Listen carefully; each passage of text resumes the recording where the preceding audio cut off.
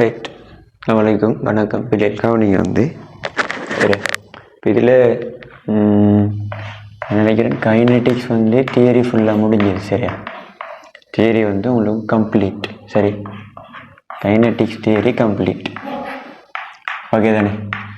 இப்போ நம்ம அடுத்த கட்டம் வந்து இந்த கேள்விகளுக்குள்ளே போக வேண்டியிருக்குது. சரியா, இப்போ நம்ம தியரி ஓகே ரைட்.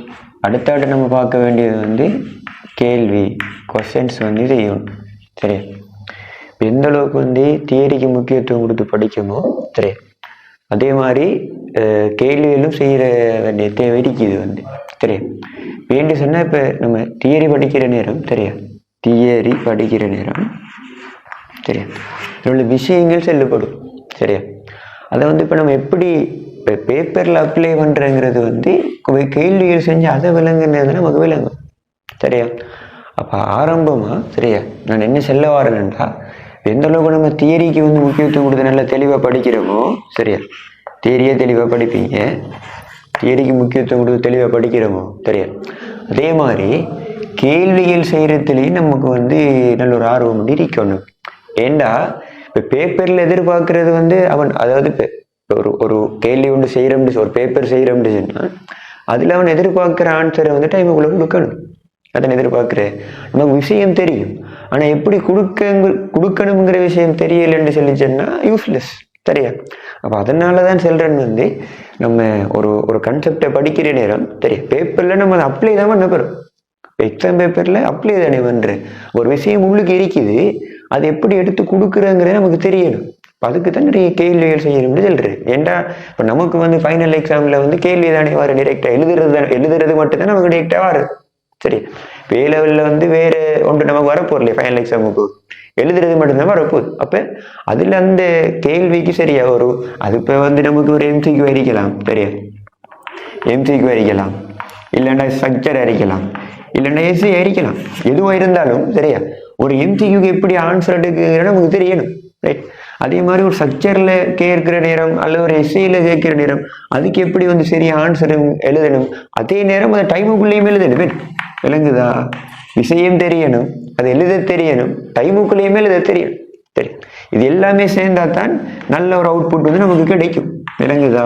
நான் என்ன சொல்லுறேன், சும்மா விஷயம் மட்டும் தெரியும் அதை வந்து கொடுக்க தெரியறேன்னு சொல்லிச்சுன்னா யூஸ்லெஸ் வந்து. சரியா, அப்போ அந்த அடிப்படையில தான் இப்போ நம்ம கைனெட்டிக்ஸ் தியரி வந்து கம்ப்ளீட். சரியா, மதியம் சார் வந்து இதை கம்ப்ளீட் பண்ணிப்பாரு.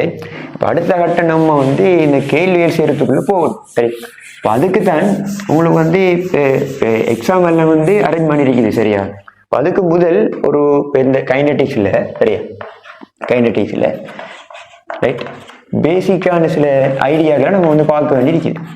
சரி, பேசிக்கான சில ஐடியாக்கள் கட்டாயம் நமக்கு கேள்விகள் இந்த இந்த இந்த இந்த ஐடியாக்கள் இல்லாமல் அடுத்த அடுக்கு போவே இல்லை. அப்படியான சில இடங்கள் இருக்குது, அதைத்தான் நம்ம இந்த இடத்துல பார்க்க போகிறோம் வந்து. சரிதானே?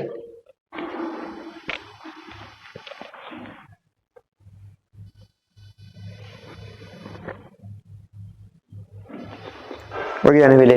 அப்போ அந்த அடிப்படையில் சரியா இப்போ நான் இப்போ சில கேள்விகளை வந்து உங்களுக்கு கொண்டு வரேன். சரியா, இப்போ நீங்கள் வந்து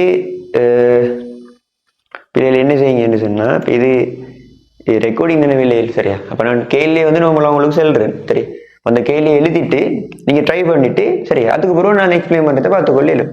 சரியா, இப்போ நீங்கள் வீடியோ வந்து போஸ்ட் பண்ணி பார்த்துக்கொள்ளே அதில் சிக்கல் ஒன்று இல்லை. சரி, ஓகே. அப்போ நான் இதில் விலையில் முதல்ல உங்களுக்கு ஒரு கொஸ்டின் ஒன்று சொல்கிறேன். சரியா, அதை நீங்கள் எழுதி கொள்ளுங்க. சரி, அதுக்கு பிறகு நீங்கள் போஸ்ட் பண்ணிவிட்டு ஆன்சர் எழுதிட்டு என்ன செய்யுங்க, அதுக்குரிய விளக்கத்தை வந்து பார்த்துக்கொள்ளுங்க. ஓகே தானே? சரி, அப்போ எழுதுங்க வந்து பின்வரும் தாக்கங்களின் தாக்க வேகங்களை தாக்கியல் விளைவுகள் ஆகியவற்றின் அடிப்படையில் எழுதுக. ஓகே, சரி.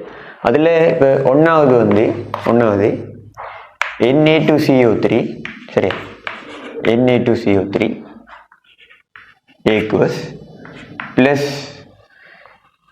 HCl aqueous. சரியா, நமக்கு நான் நேரடியாக தாக்குதை சமப்படுத்தி எழுதிடுறேன். சரியா, இது நமக்கு தாக்கி விளைவை அணிஞ்சு எழுதுறேன் இல்லை. இப்போ நமக்கு தெரியும் Na2CO3 HCl தாக்கினா NaCl வரப்போகுது. அப்படித்தானே? NaCl aqueous வரும், அங்கே H2CO3 வரும். அப்போ அது பிரிஞ்சு வரும், H2O திரவமாகவும் அங்கே CO2 வரப்போகுது. CO2 case. Okay right. அப்போ இது வந்து முதலாவது. ரெண்டாவது தாக்கம் வந்து இதுவும் கடும் முக்கியமான ஒரு தாக்கம். சரியா, N2 கேஸுக்கும் H2 கேஸுக்கும் இடையில் இருக்கக்கூடிய தாக்கம். இதுல வந்து நமக்கு விளைவா வந்து NH3 கேஸ் வரும். தாக்கத்தை சமப்படுத்தினீங்க அப்படின்னா இங்க 3 வரும், இங்க 2 வரும். ஓகே, இது 2 தான் கேள்வி. இதுக்கு வந்து நீங்க இந்த கேட்டதில் இது எழுதி பாருங்க. அதாவது தாக்க வேகங்களை தாக்கியல் விளைவுகள் சார்பா எழுதணும்.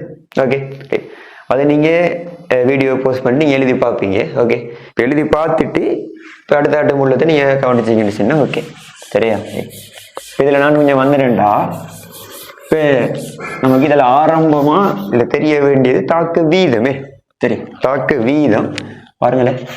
தாக்க வீதம், சரி, தாக்க வீதம் இப்போ ஆங்கிலத்தில் சொன்னா ரேட் ஆஃப் ரியாக்ஷன் அப்படின்னு சொல்லலாம். சரியா, ரேட் ஆஃப் ரியாக்ஷன் தாக்க வீதம். ரைட், பொதுவாக குறிக்கிறது வந்து கேபிட்டல் ஆர் வந்து யூஸ் பண்ணும். சரியா, கேபிட்டல் ஆர் யூஸ் பண்ணும். Okay right. இப்போ என்னென்ன வேலையில் இப்போ இது இந்த கைனடிக்ஸ்ட பேசிக்கான சில விஷயங்கள் அவசரமாக பேசுகிற ஒரு வீடியோ தானே இருக்கும். சரியா, இப்போ மேலதிக விஷயங்கள் எல்லாம் இப்போ நம்ம நல்ல டீப்பாக உள்ளுக்கு போய் கதைக்கணும்னு சொல்லி சொன்னால் அடுத்த நம்ம ஒரு எக்ஸாம் சீரிஸ் ஒன்று ஆரம்பிக்கிறோம். அதுக்குள்ள வந்து எல்லா விஷயமும் நல்ல டீப்பாக பேசப்படும். சரியா, இப்போ நான் இருக்கிற விஷயங்களை கொஞ்சம் அவசரமாக உங்களுக்கு சொல்லிட்டு வரணும் வந்து. ரைட், இப்போ இதில் இப்போ நம்ம தெரியும் தாக்க வீதம் ரேட் ஆஃப் ரியாக்ஷன்டா. ரைட், ஒரு தாக்கம் நடக்குதுன்னு வைப்போம். சரி, ஒரு தாக்கம் நடக்குது. இப்போ தாக்கம் நடக்கிறதுக்குரிய எல்லா அதாவது இப்போ தாக்கம் நடக்கிறதுக்கு தேவையான சில காரணிகள் இருக்குது. அந்த காரணியெல்லாம் திருப்தி செய்யப்பட்டு ரைட் தாக்கம் நடக்குதுன்னு நீங்க வைங்கள. தாக்கம் நடந்தா ரைட் அதுல நமக்கு தெரியும் தாக்கியல் இருக்கும். சரியா, தாக்கம் நடக்கிற நேரம் பிள்ளையில் தாக்கியல் இருக்கும். அதுல தான் விளைவுகள் வரப்போகுது. சரியா, தாக்கியல் இருக்கும், அல்ல தாக்கம் நடக்கும் மாதிரி தான் நமக்கு விளைவுகள் வரும். சரி, இப்படி தாக்கியல்ல இருந்து இந்த விளைவு உருவாகுது தானே, அந்த விளைவு உருவாகிற அந்த வீதம். சரியா, விளைவு நமக்கு தாக்கம் நடக்கிற நேரம் விளைவு வந்து உருவாகும். ஓகே தானே, தாக்கியல் வந்து குறையும். இந்த தாக்க வீதம் சொல்றது என்னன்னா, நீங்க விளைவுகள் சார்பாகவும் அளக்கலாம், இல்லைன்னா தாக்கியல் சார்பாகவும் அளக்கலாம். இப்ப தாக்கியல் சார்பால் இருந்தா தாக்கியல் அழியிற வீதம் கதைக்கலாம், விளைவுகள் சார்பால் இருந்தா விளைவுகள் உருவாகிற வீதம் கதைக்கலாம். இப்ப நமக்கு தெரியும் வீதம் என்று கதைச்சோம்னா அது ஒரு செகண்டுக்கு உரியது. அப்படித்தானே, இப்போ உதாரணமா வேகம் என்றா சரி, V7 பிசிக்ஸ்ல வருவோமே, V7 is by T. Okay, தூரமாற்ற வீதம் வேகம். சரியா, இப்ப தூரமாற்ற வீதம் என்றா ஓரலகு நேரத்தில் வார தூரத்துல வர மாற்றம். சாரி, வேகம் சொல்லிச்சுன்னா இடப்பெயர்ச்சி. ஓரலகு நேரத்துல வார இடப்பெயர்ச்சியில வர மாற்றம், அதுக்கு தான் வந்து வேகம் செல்லும். அதே மாதிரி இந்த தாக்க வீதம் நம்ம கதைக்கிறது ஒரு செகண்டுக்கு தான் தெளிவா. அதுலயும் சரியா, தாக்க வீதத்தை கதைக்கிறதுக்கு நிறைய யூனிட்ஸ் இருக்குது. சரியா, அலகுகள் பல. சரியா, நிறைய யூனிட்ஸ் இருக்குது. அதுல நம்ம வந்து முக்கியமா யூஸ் பண்றது யாருன்னு சொல்லி கேட்டா, இந்த தாக்க வீதத்தை பெரும்பாலும் அளக்கிறது செறிவு மாற்ற வீதமா. சரியா, இப்ப செறிவு மாற்ற வீதம் செறிவு மூல்டியம் -3. ரைட், இப்ப மாற்ற வீதம் செறிவுக்கு மூல்டியம் -3 என்றா மாற்றத்துக்கு மூல்டியம் -3 தான். வீதம் சொல்லிச்சுன்னா டைம் அளவிரிக்கணும். அப்ப யூனிட் வந்து செகண்ட் -1 வரப்போகுது. சரியா, அப்ப இங்க நம்ம தாக்க வீதத்தை அளக்கிறதுக்கு நிறைய யூனிட்ஸ் இருக்குது, அதுல மாற்ற கருத்து இல்லை. சரியா, நிபந்தனைகளை பொறுத்து நம்ம நிறைய யூனிட்ஸை யூஸ் பண்ணலாம். இங்க பெரும்பாலும் சரியா, பெரும்பாலும் கதைக்கிறது இந்த யூனிட் மூல்டியம் செகண்ட் -1. அது தாக்க வீதம் வந்து செறிவு மாற்ற வீதமா அளக்கப்படும். ஓகே தானே, அப்ப நம்ம இப்ப நல்லா விளங்கணும், இது மட்டுமல்ல யூனிட். விளங்குதா, இது மட்டுமல்ல, இது முக்கியம். இது நம்ம பெரும்பாலும் யூஸ் பண்ற யூனிட் வந்து. சரி, அந்த அடிப்படையில செறிவு மாற்ற வீதமா தாக்க வீதத்தை நம்ம என்ன செய்வோம்டா பெரும்பாலும் அளந்து கொள்வோம் என்று சொல்லலாம். ஓகே தானே. சரி, இப்ப நான் அடுத்த கட்டத்துக்கு வரேன் பிள்ளைகள். ரைட், இதுல அடுத்த கட்டத்துக்கு வந்து என்னண்டா, இப்ப நான் வந்து இப்ப உதாரணமா நான் ஒரு தாக்கம் எடுக்கிறேனே. சரி, இதுல வந்து தாக்கத்தை எடுப்போம். சரி, இதுல இப்படி ஒரு தாக்கத்தை எடுப்போம். N2 கேஸ் நான் ரெண்டாவது எழுதினே, அது நான் ஒன்றாவது எடுக்கிறேன். சரியா, N2 case plus 3 H2 case, அங்கே வந்து விளைவு 2 NH3 கேஸ். சரியா, இது வந்து விளைவு நமக்கு. இப்ப இதுல சொன்னே தாக்க வீதத்தை அளக்கிற முக்கியமான அளவு வந்து செறிவு மாற்ற வீதமா அளப்போம். இப்ப நமக்கு தெரியும் இப்ப தாக்கம் நடக்கிற நேரம் இது குறைய போகுது, அப்படித்தானே? தாக்கம் நடக்குன்னு வைங்கள, இது குறையும். அதே மாதிரி இது கூடும். அப்படின்னா தெளிவா இந்த தாக்க வீதத்தை வந்து இந்த தாக்கிகள் நமக்கு அழியுதே, அது அழியிற வீத சார்பா அளக்கலாம், விளங்குதானே? அதே மாதிரி இல்லைன்னா அந்த விளைவுகள் உருவாகிற வீத சார்பா அளக்கலாம். அப்படி நமக்கு ரெண்டு மாதிரி அளக்கையிலும் வந்து சரியா. இதுல ஆர் சமன் பாருங்க, செறிவு மாற்றம் அது கீழே எடுத்த நேரம் தானே, விளங்குதா? செறிவு சரியா, ஓகே. செறிவு மாற்றம் சரி, ஆர் சமன் செறிவு மாற்றம் கீழே அதுக்கு எடுத்த நேரம், செறிவு மாற்றம் கீழே எடுத்த நேரம் இப்ப நமக்கு வரப்போகுது சரியா. இதுல வெளியில எப்பயுமே செறிவு மாற்றம்ங்கிறது வந்து இறுதி மைனஸ் ஆரம்பம் சரியா.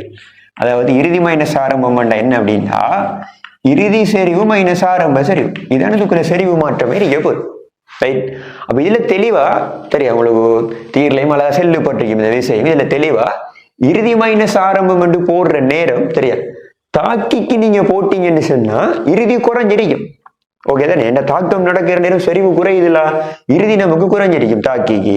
இப்போ ஆரம்பம் வந்து கூட இருக்கும். இப்ப கழிக்கிற நேரம் இறுதி பெருமதி ஆரம்ப பெருமதி பெருசி, அப்படின்னா இந்த செறிவு மாற்றம் வந்து நமக்கு மைனஸ்ல நிற்கும்.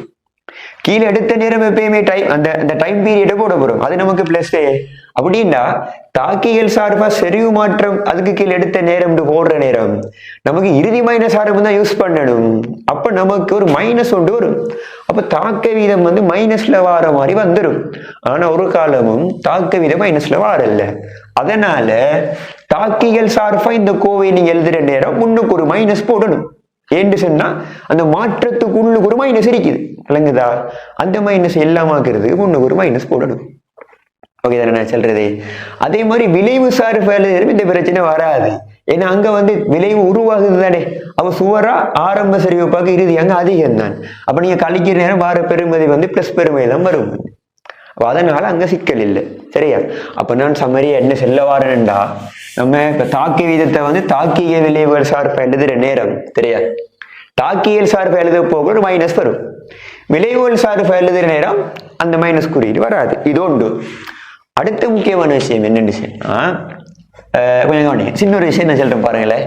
இதுல வில்லையில் இப்ப நம்ம இப்ப மூல்டியம் மைனஸ் செகண்ட் மைனஸ் ஒன் சரியா, செறிவு மாற்ற வீதம் செகண்ட் மைனஸ் இப்படி அளக்கிற நேரம் சரி, இப்படி அளக்கிற நேரம் பொதுவா வந்து நமக்கு டியும் வியும் மாறாம தனி இருக்கும் சரியா. அதாவது இந்த தாக்கம் நடக்கிற வெப்பநிலை இருக்குமே, அந்த வெப்பநிலை மாறாது. அதே மாதிரி இந்த தாக்கம் ஒரு பாத்திரத்துக்குள்ள நடக்குதுன்னு சொல்லி எடுத்தா இந்த வியும் நமக்கு மாறாது. நான் என்ன சொல்றேன், டியும் பியும் மாறாம அந்த நிலையில தான் நம்ம செறிவு மாற்ற வீதமா தாக்க வீதத்தை அளக்கலாம் சரி. நான் சொன்னேனே வீதத்தை அளக்கிறது நிறைய யூனிட்ஸ் இருக்குது, அதுல வேற வேற டிஃபரெண்ட் நிலையில பொறுத்து நம்ம யூஸ் பண்ணலாம். அதுல செறிவு மாற்ற வீதம் பெரும்பாலும் யூஸ் பண்றது, அதுல நீங்க அப்படி யூஸ் பண்ற நேரம் இது இந்த அதாவது செறிவு மாற்ற வீதமா தாக்க வீதத்தை அளக்கணும்னு சொல்லி சொன்னா டியும் பியும் மாறாம இருக்கணும், ஓகே தானே? இதுல நமக்கு தெளிவு. இப்ப இதுல இப்ப இந்த தாக்கத்தை பாத்தீங்கன்னு சொன்னா சும்மா யோசிப்போமே, இதுல மூல் விகிதம் 1 3 2 ஓகேயா, ரைட்? 1 3 2 சொன்னா இதுல ஒரு மூல் அழிஞ்சா சேம் டைம் இதுல 3 மூல் அழியும், கரெக்டா? 1க்கு 3 தானே, இதுல ஒரு மூளை தாக்குறதுக்கு 3 மூல் தேவைன்னு கருத்து. அப்ப இதுல ஒரு மூல் அழிஞ்சா இங்க சேம் டைம் 3 மூல் அழியும், அந்த டைம்ல இங்க 2 மூல் உருவாகும். அப்படின்னு சொன்னா இது N2 கேஸ் அழியிற வீதமும் H2 கேஸ் அழியிற வீதமும் நமக்கு சமன் இல்லை. இந்த வீதம் 1க்கு 3 விளங்குதா? அதே மாதிரி இந்த H2 கேஸ் NH3 கேஸ் உள்ள கொண்டு வாங்கல, இந்த H2 கேஸ் அழியிற வீதமும் NH3 கேஸ் உருவாகிற வீதமும் சமன் இல்லை, விளங்குதா? அப்ப எல்லாத்தையும் அதாவது இப்ப நம்ம இது நான் தனித்தனியா ஒவ்வொரு தாக்கி சார்பாக காய்ச்சா இது அழியிரண்டு வரும், இது உருவாகுறண்டு வரும். இப்ப இந்த தாக்கிகள் விளைவுல கனெக்ட் பண்ணி ஒட்டு மொத்தமா இந்த தாக்கத்துக்கு ஒரு தாக்க வீதம் இருக்குமே, விளங்குதா? இல்ல கவனம், ஒவ்வொரு தாக்கி சார்பாவும் தாக்க வீதத்தை கதைக்கலாம். அடுத்தது ஒட்டு மொத்தமா இந்த தாக்கத்துக்கு ஒரு தாக்க வீதத்தை கதைக்கலாம், ஓகே தானே? அப்படின்னா ஒட்டு மொத்தமா இந்த தாக்கத்துக்கு உரிய தாக்க வீதத்தை நான் ஆரண்டு போட்டா இப்ப அதைத்தான் இந்த தாக்கியல் அழியிற வீத சார்பாவும் விளைவுகள் உருவாகிற வீத சார்பாவும் கேட்டிக்கு வந்து இங்க, ஓகே தானே? விளங்கு தானே விஷயம்?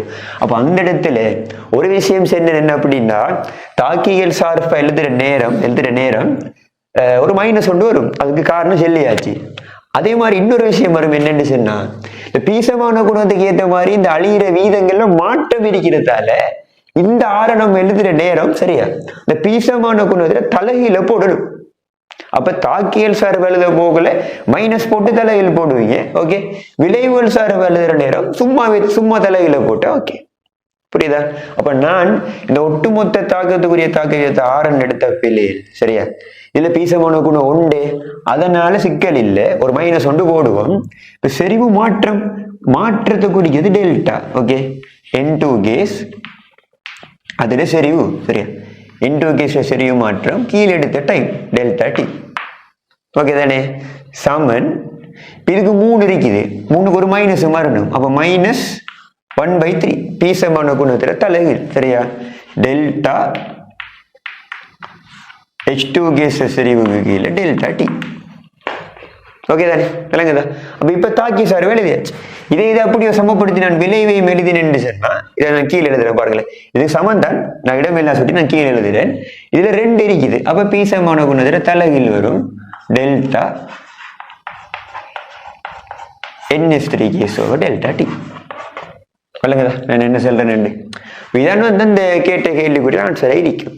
இப்ப கவனிக்க வேண்டிய விஷயம் வந்து இந்த ஆர் கவனம், இந்த ஆர் இந்த தாக்கத்தோட ஒட்டுமொத்தமான தாக்க வீதம் சரி. அது தாக்கியல் விளைவுகள், அது தாக்கியல் அழியிற வீத சார்ப விளைவுகள் உருவாகிற வீத சார்ப எழுதுற நேரம் ஒன்று நீங்க இந்த மைனஸ கவனிக்க வேண்டி வரும். அதுக்கு நான் ரீசன் சொல்லிட்டேன். அதே மாதிரி தாக்கிய விளைவுகளுக்குரிய பீசமான குணம் என்ன செய்யிருந்தா ஒன்று இருந்தா நம்ம கண்டுக்க தேவையில்லையே, 3 2 சம்திங் என்னையோ இருந்தா அதோட தலைகீழ் பெறுமதி போட வேண்டி வரும். ஓகே தானே? இது 2வது கேள்விக்குரிய ஆன்சர். 1வது கேள்வி எழுதி வைக்க தானே, 2வதுக்கு இப்படி நடப்பா, 1வதுக்கு எழுதானே. அதுல என்ன 1வதுல நமக்கு இருந்த தாக்கத்தை பார்த்தீங்கன்னு சொன்னா Na2CO3 plus 2HCl, அங்கால என்ன 2 NaCl CO2 plus H2. அப்ப எழுதலாம் தானே. எப்படி வரும்? ஆர் சமன் ஒட்டுமொத்த தாக்க ஆறுன்னு போட்டீங்கன்னா Na2CO3 சரி மாற்றி எடுத்துட்டாய் உங்களுக்கு ஒரு மைனஸ் வரும். அதுமாதிரி HClக்கு மைனஸ் 1 வரும். அங்கால விளைவு வார நேரம் அந்த பீசமான கொடுத்த தலையில் மட்டும் வரும், மைனஸ் எல்லாம் வராது. ஓமா இல்லையா? தெளிவுதானே? இப்படி தாக்கியல் விளைவுகள் சார்பா தாக்க விதத்தை எழுதுறேன்னு சொன்னா அதுதான் நமக்கு இதை எப்படி செக் பண்றான்னு சொன்னா ரைட், இது நமக்கு எம்சிக்குள்ளேயும் தேவைப்படும் சரியா. நீங்க சும்மா நான் ஒரு உதாரணம் ஒன்று சொல்றேன். 2020ல சரியா எம்சிக்கு எடுத்து பாருங்க, அங்க இருக்குது. அதே மாதிரி வெளியே சேம் 2020ல இது எஸ்ஏலையும் வந்தது. அப்ப நமக்கு இந்த பேசிக்கான விஷயம்தான். ஆனா பாருங்க, இது இவ்வளவு சிம்பிளான விஷயமே. அது எம்சிக்குள்ளேயும் தேவைப்படும், ஸ்ட்ரக்சர்லையும் வரும், எஸ்ஏலையும் வரும், எல்லா இடமும் வரும். எப்படி கேட்பான்னு நமக்கு தெரியாது. அப்ப நம்ம எல்லாத்துக்கும் தயாராத்தான் இருக்க வேண்டும். ஓகே, இது நம்ம இதுல உள்ள ஆரம்பமான ஒரு விஷயமா செல்லலாம். ஓகே தானே? இப்ப நான் அடுத்ததுக்குள்ள வரும்.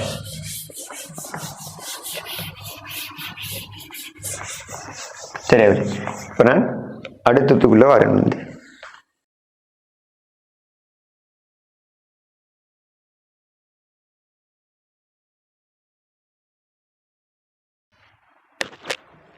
சரியா? Okay right. அப்போ இதில் அடுத்தது பாருங்க இல்லையா? சரியா, இப்போ இதில் இந்த தாக்கத்தை கொஞ்சம் எழுதி கொள்வோம். சரியா, N2O5 கேஸ் பெரிய தாக்கம். N2O5 கேஸ் ஆனது NO2 கேஸாகவும் O2 கேஸாகவும் பிரிகை அடையுது. சரி, இந்த பிரிகை அடையக்கூடிய தாக்கத்தை எழுதி கொள்ளும். எழுதிட்டு கீழே எழுதுங்க சரியா, மாறா வெப்பநிலையில் விரைப்பான மூடிய பாத்திரத்தில் ஒரு குறித்த சமயத்தில் ரைட் N2O5 கேஸ் பிரியும் வீதம் 3 தர 10⁻⁷ மூல்டிய மைனஸ் சரியா. சரியா, N2O5 பிரியிற வீதம் தாரான் 3 தர சரியா 10⁻⁷. சரியா, 3 தர 10⁻⁷ மூல்டிய மைனஸ் செகண்ட் -1 ஆகும். எனின் 1வது எழுதுங்க, NO2 கேஸ் உருவாகும் வீதம் யாது? 2வது எழுதுங்க, O2 கேஸ் உருவாகும் வீதம் யாது? ஓகே தானே? சரி, இப்போ நீங்கள் இது ரெக்கார்டிங் நினைவில்லை. இப்போ நான் கேள்வி அவசரமாக சொன்னேன். நீங்கள் கேள்வி எழுதிட்டு சரியா நீங்கள் வீடியோ போஸ்ட் பண்ணிவிட்டு ஆன்சர் எழுதிட்டு பார்த்தீங்கன்னா ஓகே ரைட். இதில் நமக்கு தெரியும் இப்போ நான் ஏற்கனவே எழுதின மாதிரி ரைட், தாக்கு வீதத்துக்குரிய கோவை எழுதினு சொன்னேன் ஆர் சமன். இப்போ தாக்கி இருக்குது, அப்போ பி சமான குணத்தில் தலைகீழ் வரும், மைனஸ் வரும். இப்போ டெல்டா N2O5 கேஸ் செறிவுக்கு கீழே டெல்டா டி ஓகே தானே, சமன் விளைவு சார் எழுத்த நேரம் நேரடியாக பி சமான குணத்தில் தலையில் மட்டும் வரும். ஸோ டெல்டா NO2 கேஸ் சரியா கீழே டெல்டா டி ஓகே தானே, சமன் டெல்டா O2 கேஸ் கீழே டெல்டா டி. கிளியரா சரியா. இப்போ தாக்கிகள் விளைவு சார்பா வந்து எழுதினோம்னு சொல்லிக்கிறேன் இப்படி வர. இதில் நமக்கு தெரியும், இப்போ நான் சில கேள்வி கேட்குறேன், யோசிச்சு பாருங்க என்னன்னு சொல்லி. இப்போ நான் இந்த தாக்கத்துக்கு சரி, அந்த ஒட்டுமொத்தமான தாக்கத்துக்கு நான் தாக்க விதத்தை 6 போட்டா அந்த 6 தானே இந்த 6. இது என்னென்னு சொல்லி கேட்டேன், இது என்னென்னு கேட்டால் தெளிவா சரியா, இது ஒட்டுமொத்த தாக்கத்திற வீதம் சரியா, ஒட்டுமொத்த தாக்கத்தின் தாக்க வீதம் இல்லைங்கதா. இது ஒட்டுமொத்த தாக்கத்துக்கு முறையது சரியா. இப்போ இதுல வந்து இது ஒட்டுமொத்த தாக்கத்துக்கு முறையது ஓகே சரி. இப்போ நான் இது ஒட்டுமொத்த தாக்கத்துக்குரிய வீதம் சரியா. இப்போ நம்ம வந்து அப்படி சொன்ன இதுக்குள்ள நான் தனியே இங்கே வரேன், தனியே இந்த N2O5 சார்பா வருவோம் சரியா. அதே மாதிரி தனி எந்த NO2 சார்பா வருவோம், இந்த தனி எந்த O2 சார்பா வருவோம். அப்படி வந்த அப்படி சொன்னா இப்போ தாக்கம் நடக்கிற நேரம் சரியா, தாக்கம் நடக்கிற நேரம் N2O5 வந்து அழியுது, அதே மாதிரி NO2 வந்து உருவாகுது, அதே மாதிரி O2 வந்து நமக்கு உருவாகுது ஓகே தானே. அப்படின்னு சொன்ன பிள்ளைகள் இப்போ சின்னோட கேள்வி கேட்கிறேனே நான், N2O5 கேஸ் அழியிற வீதம் சொல்லிச்சேன்னா அது எது வரும்? இப்போ N2O5 கேஸ் அழியிற வீதம் என்றால் N2O5 செறிவு மாற்றம் கீழே அதுக்கு எடுத்த டைம் அப்படின்டா தெரியுதானே, இவ்வளவும் தான் N2O5 கேஸ் அழியிற வீதம் இருக்கும் ஓமா இல்லையா. அதுட செறிவு மாற்றம் அதுக்கு எடுத்த டைம் விளங்குதா. அப்போ இவ்வளவு நான் இந்த ரவுண்ட் பண்ணிக்கிற எவ்வளவும் தான் சரியா N2O5 கேஸ் அழியும் வீதம் சரியா. இதுக்கு ஒத்த கருத்தவாறு எல்லாம் வரும் ஓகே தானே. நீங்க அழியும் வீதம் சொல்லலாம், இல்லைண்டா நீங்க வந்து மறையும் வீதம் அப்படின்னு சொல்லலாம், இல்லைண்டா நீங்க வந்து நுகரப்படும் வீதம் அப்படின்னு சொல்லலாம், இல்லைன்னா பிள்ளைகள் சில இடங்கள்ல செலவிடப்படும் வீதம் என்றும் யூஸ் பண்ணுவான். அதாவது என்னண்டா இந்த குறையிடத்துக்கு ஒத்த வர எல்லாத்தையும் இதுக்கு யூஸ் பண்ணலாம். அது மாதிரி தாக்கம் நடக்கிற நேரம் தாக்கி குறையுது நமக்கு, அப்ப அழியும் வீதம், மறையும் வீதம், நுகரப்படும் வீதம், செலவிடப்படும் வீதம், குறையும் வீதம் எல்லாம் உண்டுதான் ஓகே. அதே மாதிரி விளைவுட பக்கம் வந்து எப்படி சொல்லிச்சுன்னா, இதுல உதாரணமா N2 கேஸ் எடுங்களேன், N2 கேஸ் உருவாகுது நமக்கு, அப்ப அது உருவாகிற வீதத்தை யோசிச்சா என்ன, அதோட செறிவு மாற்றம் சரியா கீழே அது உருவாகிறதுக்கு எடுத்த டைம். அப்போ நமக்கு இந்த இவரும் NO2 சரியா, இந்த நான் ரவுண்ட் பண்ணிக்கிறதானே வருமே கோமா இல்லையா, இந்த நான் ரவுண்ட் பண்றேன் தானே, இதுதான் இது NO2 செறிவு மாற்றம் கீழே அதுக்கு எடுத்த டைம் நமக்கு. அப்படின்னு சொன்னா இதுதான் வந்து இந்த நான் ரவுண்ட் பண்ணிக்கிறது தான் சரியா NO2 கேஸ் வந்து உருவாகிற விதமா இருக்கும் நமக்கு ஓமா இல்லையா. நான் என்ன சொல்றேன் இல்லைங்க தானே, இதான் வந்து உருவாகிற விதமா இருக்க போகுது தெளிவு சரியா. இது உருவாகும் விதம் இந்த அதாவது இது உருவாகிறதுக்கு ஒத்தகரத்தை வர எல்லா சொல்லும் யூஸ் பண்ணலாம். உருவாகும் வீதத்துக்கு வேற என்ன சொல்லலாம், அவர் ஆக்கப்படும் வீதம் என்று சொல்லலாம் பாருங்க சரியா, ஆக்கப்படும் வீதம் செல்லலாம் தானே அப்படி விளங்குதா. உருவாகும் வீதம், ஆக்கப்படும் வீதம், அது உருவாகிறதுக்கு ஒத்தகரத்தா என்னென்ன எல்லாம் வருவதோ அது அவ்வளோத்தையும் நம்ம செல்லலாம், அதுல எந்த சிக்கலும் இல்லை வந்து சரியா. அப்ப தெளிவா நான் இந்த ரவுண்ட் பண்ணிக்கிறது தான் N2O5 அழியும் வீதம், இந்த நான் ரவுண்ட் பண்ணிக்கிறது தான் NO2 உருவாகும் வீதம், அதே மாதிரி O2 உருவாகும் வீதம் வந்து இவ்வளவு வரப்பு விளங்குதா பிள்ளை. அதுல செறிவு மாற்றம் அதுக்கு எடுத்த டைம் அதானே அது உருவாகும் வீதம் ஓமா இல்லையா. இதானே இதில் உள்ள அந்த தெளிவா நமக்கு விளங்க வேண்டிய விஷயம் இதுதான். இந்த என்ன ஒட்டுமொத்த தாக்கத்துல தாக்க வீதம் ஓகே. இந்த ரவுண்ட் பண்ணிக்கிறது இது N2O5 அழியிற வீதம், இது NO2 உருவாகும் வீதம், அது O2 உருவாகும் வீதம். விலை தெளிவண்டா ஓகே விளங்குதா. அப்ப என்ன விளங்குதுன்னா நமக்கு ஒரு தாக்கத்துல ஒட்டுமொத்த தாக்க வீதத்துக்கும் சரியா தாக்கியல் விளைவுகள் அழியிற வீதத்துக்கும் நேரடியா சமம் நேரடி தொடர்பு வராது. விளங்குதா? நேரடி பாருங்களேன், இது ஒட்டுமொத்த தாக்க வீதம், அது N2O5 அழியிற வீதத்துக்கு சமனா இல்ல, ஒரு 2 பிரிபடுது. ஓமா இல்லையா? அதே மாதிரி இது ஒட்டுமொத்த தாக்க வீதம், அது N0 உருவாகிற வீதத்துக்கு சமனா இல்ல, ஒரு 4 பிரிபடுது. விளங்குதா நான் என்ன சொல்றேன்? அப்ப இந்த தாக்கத்துல ஒட்டுமொத்த வீதம் தாக்கி விளைவுகள் அழியிற உருவாகிற வீதத்தோட நேரடியா தொடர்பு வர்றல. விளங்குதா? அதை மீன் சமனாவா வரல, அது பீசமான குணகங்கள்ல தங்கும் வந்து. ஓகே தானே? இப்ப இன்னொரு கேள்வி கேட்கணும் பாருங்களேன். இதுல ஒட்டுமொத்த தாக்க வீதம் மாறண்டா, யோசிக்கிறேன் நான் செல்லத்தை யோசிக்கும். ஒட்டுமொத்த தாக்க வீதம் மாறண்டா N2O5 அழியும் வீதம் என்ன வரும் நமக்கு? இதுல ஓடலாமே, ஒட்டுமொத்த தாக்க வீதம் மாறு, சரியா? N2O5 அழியிற வீதம் எவ்வளவு தானே, இதையும் சமப்படுதுன்னா இந்த 2 இங்க பெருக்கப்படும், அப்ப 2R, சரியா? ஓகே நான் போடுறேன். அதே மாதிரி இங்க வரும் ஒட்டுமொத்த தாக்க வீதம் மாறுண்டா N0 உருவாகிற வீதம், N0 உருவாகிற வீதம் எவ்வளவு? ஓமைண்ட் N0 உருவாகிற வீதம் எவ்வளவு தானே. இப்ப இதுல வில்லில் இதுக்கு தனியா சமப்படுத்துங்க பார்ப்போம். இந்த 4 இங்க பெருக்கப்படும், அப்ப இது உருவாகிற வீதம் 4R. தெளிவா? ஓகே தானே? கிளியர் தானே? ரைட். இப்ப அதே மாதிரி O2 யோசிச்சா இந்த ஆரை இதுக்கு சனியை பேலன்ஸ் பண்ணுங்க, நேரடியா சரியா? அப்ப நம்ம என்ன செல்ல ஆரம்பிச்சோம்னா, ஒட்டுமொத்த தாக்க இந்த கேள்வியில ஒட்டுமொத்த தாக்க வீதம் ஆறுண்டா N2O5 அழியிற வீதம் 2R, இது உருவாகிற வீதம் 4R, இது R. அப்படின்டா நேரடியா நம்ம இந்த சமன்பாட்டில இருந்து எடுக்கிறத நேரடியா பீசமான குணத்தை வச்சு யோசிக்கலாம். விளங்குதா? இது பீசமான குணம் 2, அப்போ ஒட்டுமொத்த தாக்க 2 பெருக்கப்பட்ட வந்து இது 4, அதனால 4 பெருக்கப்பட்ட இது 1, அப்ப இது 1 ஒன்றையும் பெருக்கப்படாது. விளங்குதா? அப்போ ஒரு பாயிண்ட் ஒன்று சொல்ல நீங்க என்ன மார்க் பண்ணி வைங்க. ஒரு தாக்கத்திட நல்லா கேட்டுங்க, ஒரு தாக்கத்திட ஒட்டுமொத்த தாக்க வீதம் சொல்றது, சரி, ஒட்டுமொத்த தாக்க வீதம் சொல்றது தாக்கி விளைவுகள் இருக்கிற ஒரு மூல் உருவாகிற அல்லது அழியிறதுக்கு சமம் இருக்கும். விளங்க நான் என்ன சொல்றேன்? தாக்கி விளைவுகள் இருக்கிற ஒரு மூல் இருக்குத்தானே, ஒரு மூல்னா இதுல எது ஒரு மூல் இருக்குது, உருவாகிற ஆக்சிஜன் ஒரு மூல், அப்ப நேரடியா அது உருவாகிற வீதமும் இந்த தாக்கத்துல ஒட்டுமொத்த வீதமும் சமம் நமக்கு இந்த தொடர்பின்படி. விளங்குதா? அதே மாதிரி அது தாக்கி இயல்ற பக்கம் இருந்தா தாக்கியல் அந்த ஒரு மூலா இருக்குதோ அது அழியிற வீதம் நேரடியா தாக்க வீதம். விளைவுட பக்கம் இருந்தா எது ஒரு மூலா இருக்குதோ அது உருவாகிற வீதம் நேரடியா தாக்க வீதம் நமக்கு. சரியா? அப்ப தெளிவா தாக்கியல் விளைவுகள்ல ஒரு மூல் வாரது நேரடியா அந்த ஒட்டுமொத்த தாக்க வீதத்திட அந்த ஒட்டுமொத்த தாக்க வீதத்தை தரும் நமக்கு. விளங்குதா? இவனைப்பில் நான் சொன்னபடி பார்த்தீங்கன்னா ஆக்சிஜன் ஒரு மூல் இருக்குது, ஓகே தானே?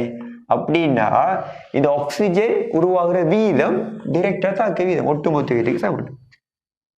சரி, அப்ப அது நமக்கு தெரியும் சொன்னா மிச்சத்தை எல்லாம் சிம்பிளா பீசமான குணத்தை வச்சு பார்த்துட்டு நம்ம வேலையை முடிச்சுட்டு பேத்திடலாம். சரி, எப்படி ஒண்ணு எழுதி மினக்கணும் அவசியம் இல்லை.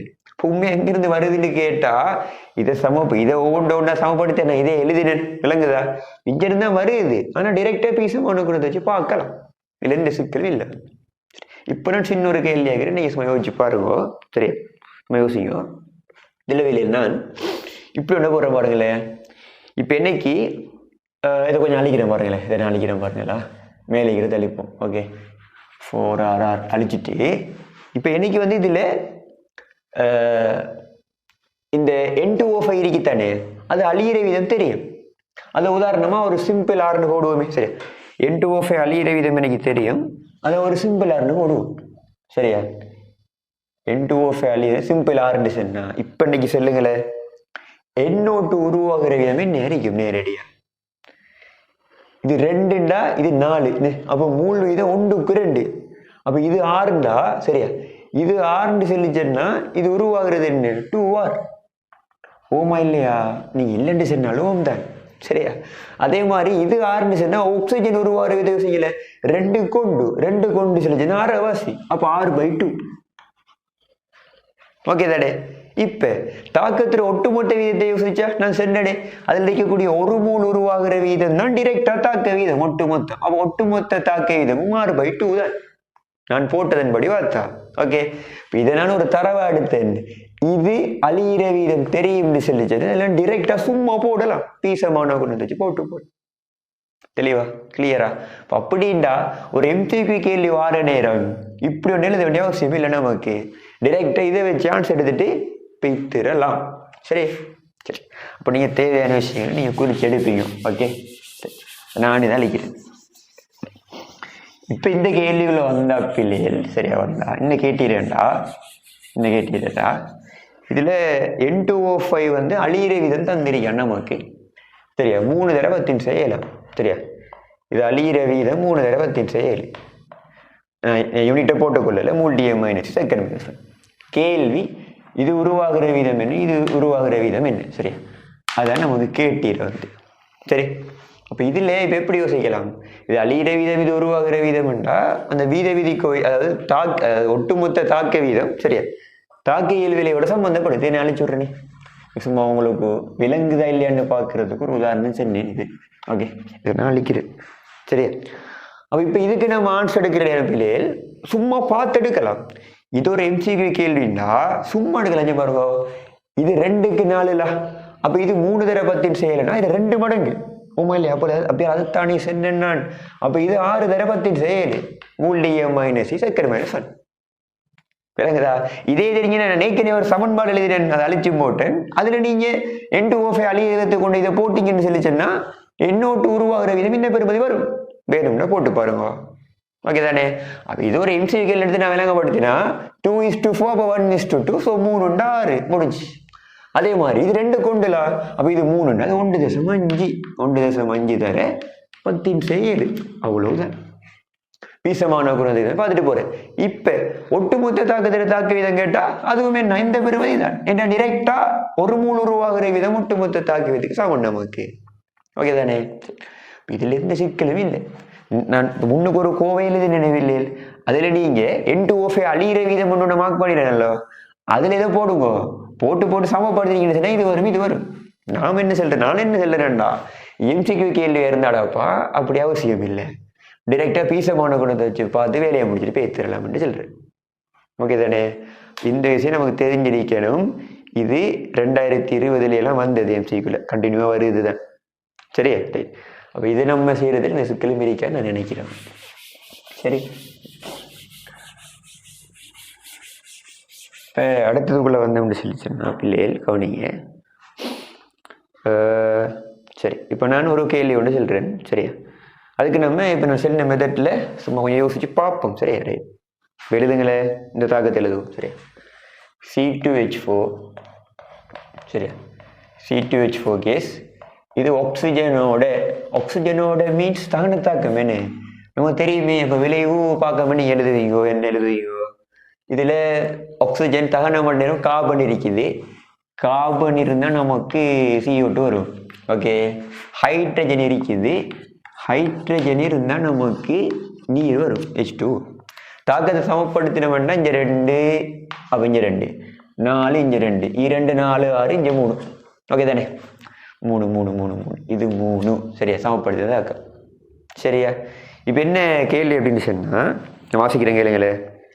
சரியா, ஒரு குறிப்பிட்ட நேரத்தில் C2H4 சார்பாக தாக்கத்தின் தாக்க வீதம். வேங்கதா?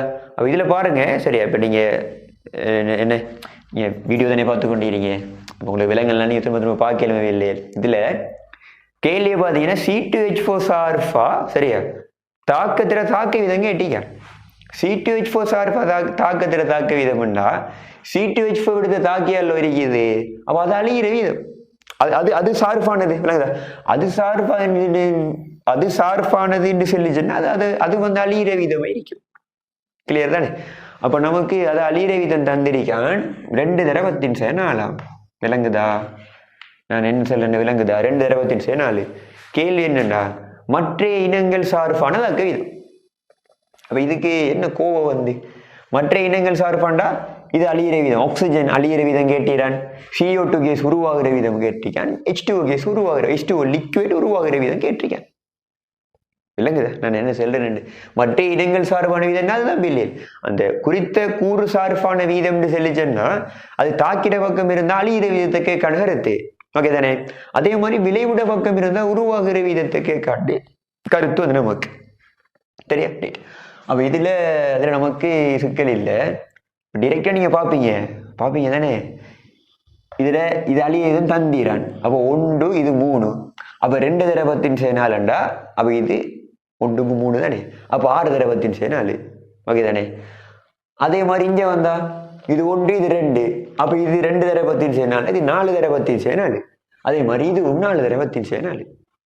அவ்வளோதானே விஷயம். விளங்குதா?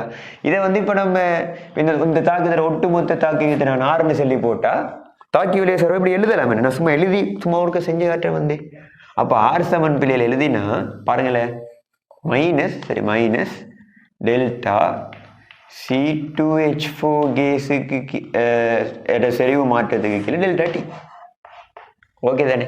சமன் சரியா -1/3 டெல்டா சரியா O2 கேஸ், அதாவது O2 கேஸ் செறிவு மாற்றத்துக்கு கீழே டெல்டா டி. கிளியரா விஷயம் விளங்குதா? அதே மாதிரி அங்கே தாக்கியல் சார்பு எழுதுகிற நேரம் 1/2 டெல்டா CO2 கேஸ் செறிவு மாற்றத்துக்கு கீழே டெல்டா டி. சரி, இப்போ இதில் நீங்கள் இதை கொண்டே போட்டீங்கன்னா சரி தானே. இதில் இந்த பெருமை தெரியும். 2 தடவை 10 செய்ய 4. நான் யூனிட்டை போடலை சரியா. மூல் டிஎ மைனஸ் சி செகண்ட் -1 அப்பா யூனிட் சரியா. அப்போ அதை இதுக்குள்ளே போட்டோம்னு சொல்லிச்சேன்னா இப்போ சமப்படுத்தினா இந்த 3 இந்த பெருக்கப்பட போகுது. இதை நீங்கள் சமப்படுத்தின பிள்ளை இந்த 3 இங்கே பெருக்கப்படும். அப்போ 6 தடவை 10 சொல்லலாம் வரப்போ நான் சென்னனே வந்து. அதே மாதிரி இதை சமப்படுத்திங்கன்னு சொன்னால் 2 இங்கே பெருக்கப்படும். அப்போ 4 தடவை 10 சொல்லலாம் வரும். நல்லா நீருக்குரிய தெளிதில் வந்து சரியா. அப்போ இப்படி நேரடியாக பார்த்துட்டு போகலாம். அதில் நமக்கு எந்த சிக்கலும் இல்லை வந்து. ஓகே தானே. சரி, இப்போ நான் மெதுவாக அடுத்த கட்டத்துக்குள்ளே வாரேன். சரி, அடுத்த ஒரு கேள்வி ஒன்று சொல்கிறேன் எழுதுங்க வந்து. கேள்வி ஒன்று சொல்கிறேன் எழுதுங்கோ. சரி, எழுதுங்கோ. சரியா, இந்த கேள்விக்கு முதல் இந்த விஷயத்தை கொஞ்சம் கவனிப்போம். சரியா, இப்போ நமக்கு வந்து பிள்ளை தாக்க வரிசை அப்படின்னு ஒன்று இருனே. தாக்க வரிசை அப்படின்னு ஒன்று இருக்கு. சரியா, தாக்க வரிசை இது எங்க சம்பந்தப்படுது அப்படின்னா சரியா, இப்ப தாக்க வீதம் தங்கியுள்ள நிறைய காரணிகள் இருக்குது. இப்ப நீங்க படிச்சிருப்பீங்க தியரி படிக்கிற நேரம் சரியா. இப்ப தாக்க வீதம் R2 போட்டுறேன், இப்படி போடுறேனே. R தங்கியுள்ள நிறைய காரணிகள் இருக்குதுன்னு.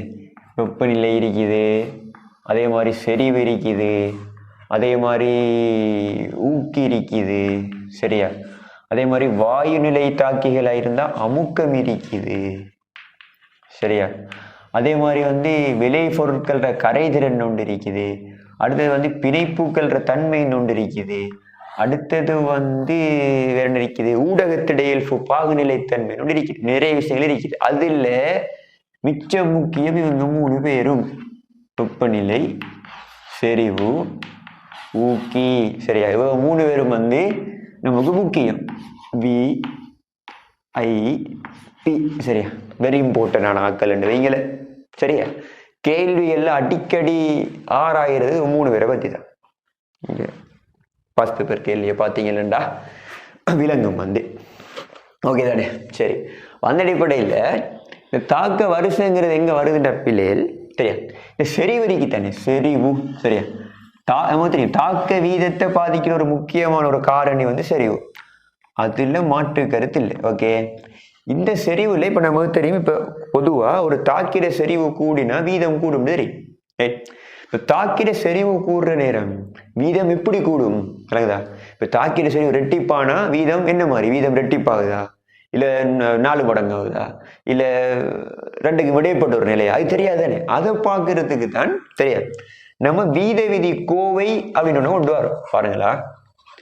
வீத சரியா, வீத விதி கோவை சரியா, வீத விதி கோவை அப்படின்னு சொல்லி ஒன்று கொண்டு வரோம். சரி, இந்த வீத விதி கோவை என்ன செல்லுது அப்படின்னு சொன்னா, நான் இதை இப்போ கதைக்கிறேனே, தாக்க வரிசை கனெக்ட் ஆகிற இடம் இந்த இடம் தானே, உங்களுக்கு தெரியும் தானே. சரி, அப்ப இதுல பிள்ளைகள் இப்ப வீத விதி கோவைன்னு ஒன்று கொண்டு வர ரீசன் இதுதான் சொல்லிட்டு, வீதம் செறிவுல தங்கும், எப்படி தங்கும் அதை பார்க்கறது இப்ப கொண்டு வர.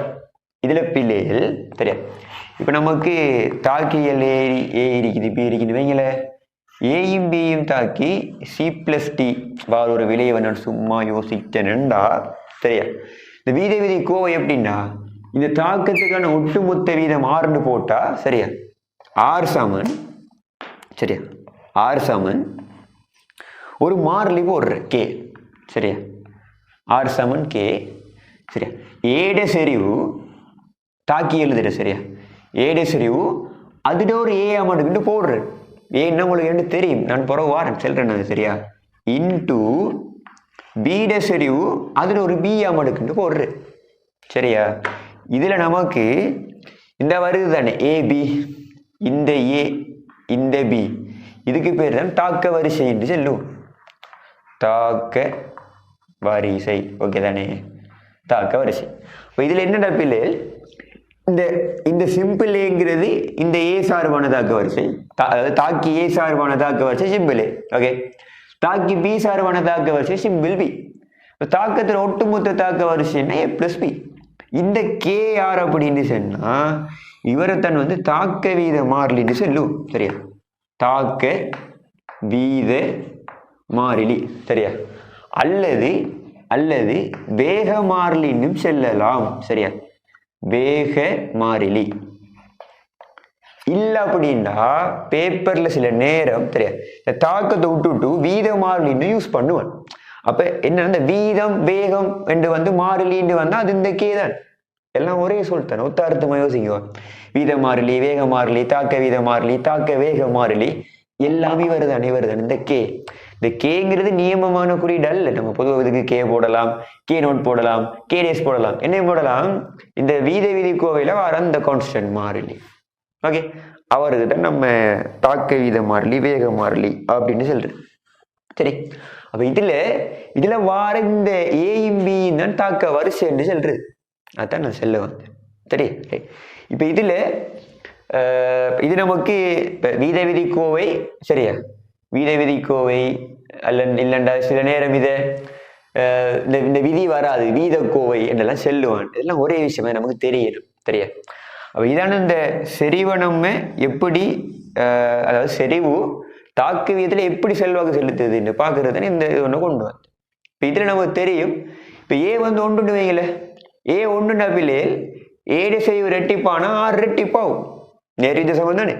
அதே மாதிரி பி 2 வைங்கள, பீட செய்வு ரெட்டிப்பானா 6 வந்து 4 மடங்கு ஆகும், கிளியரா. அப்ப நமக்கு அதாவது நான் சொல்ல வந்த விஷயமே இதுதான், சரியா. இப்ப இதை கொண்டு வந்ததுக்கு ரீசன் நான் சொல்லிட்டேன்.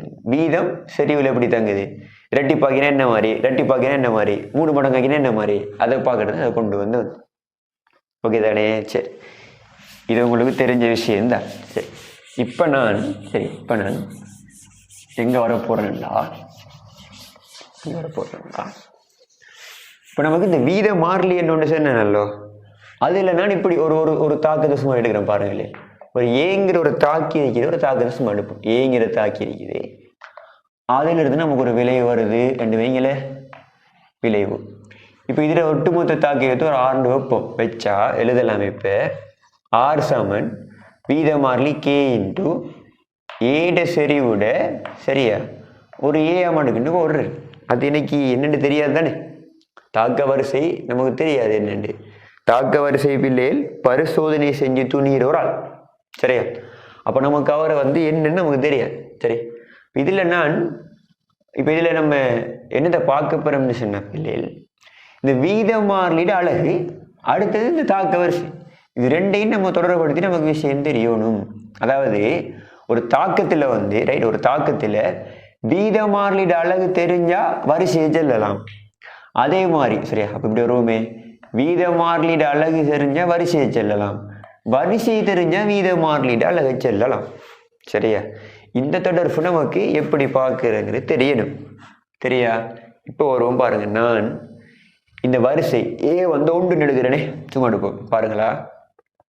இல்லை, அதுக்கு முதல்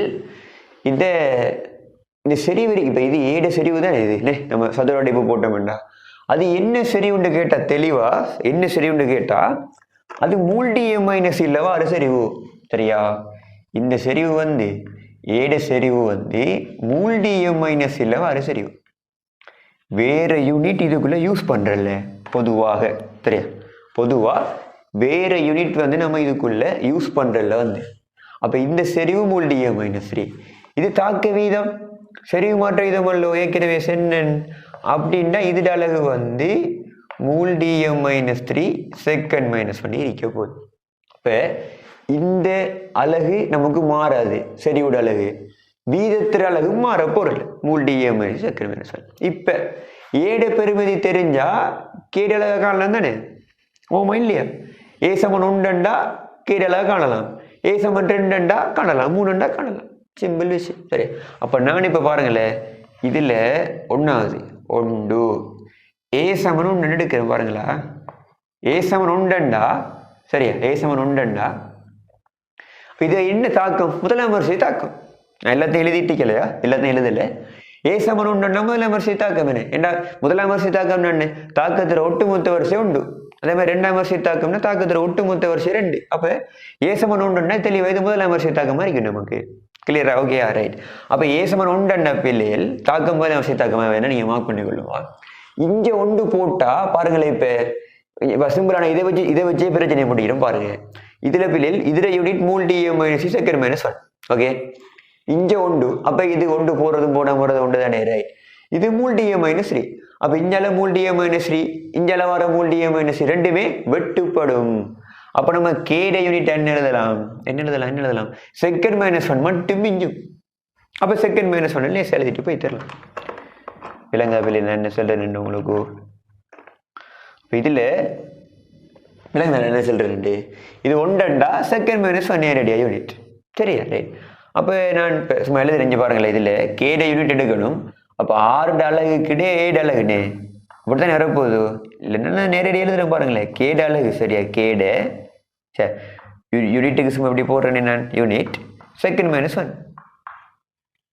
ஆமா இல்லையா? இப்போ பொதுவாக நான் எழுதி வச்சிருந்தேன், இப்படி எழுதலாமே.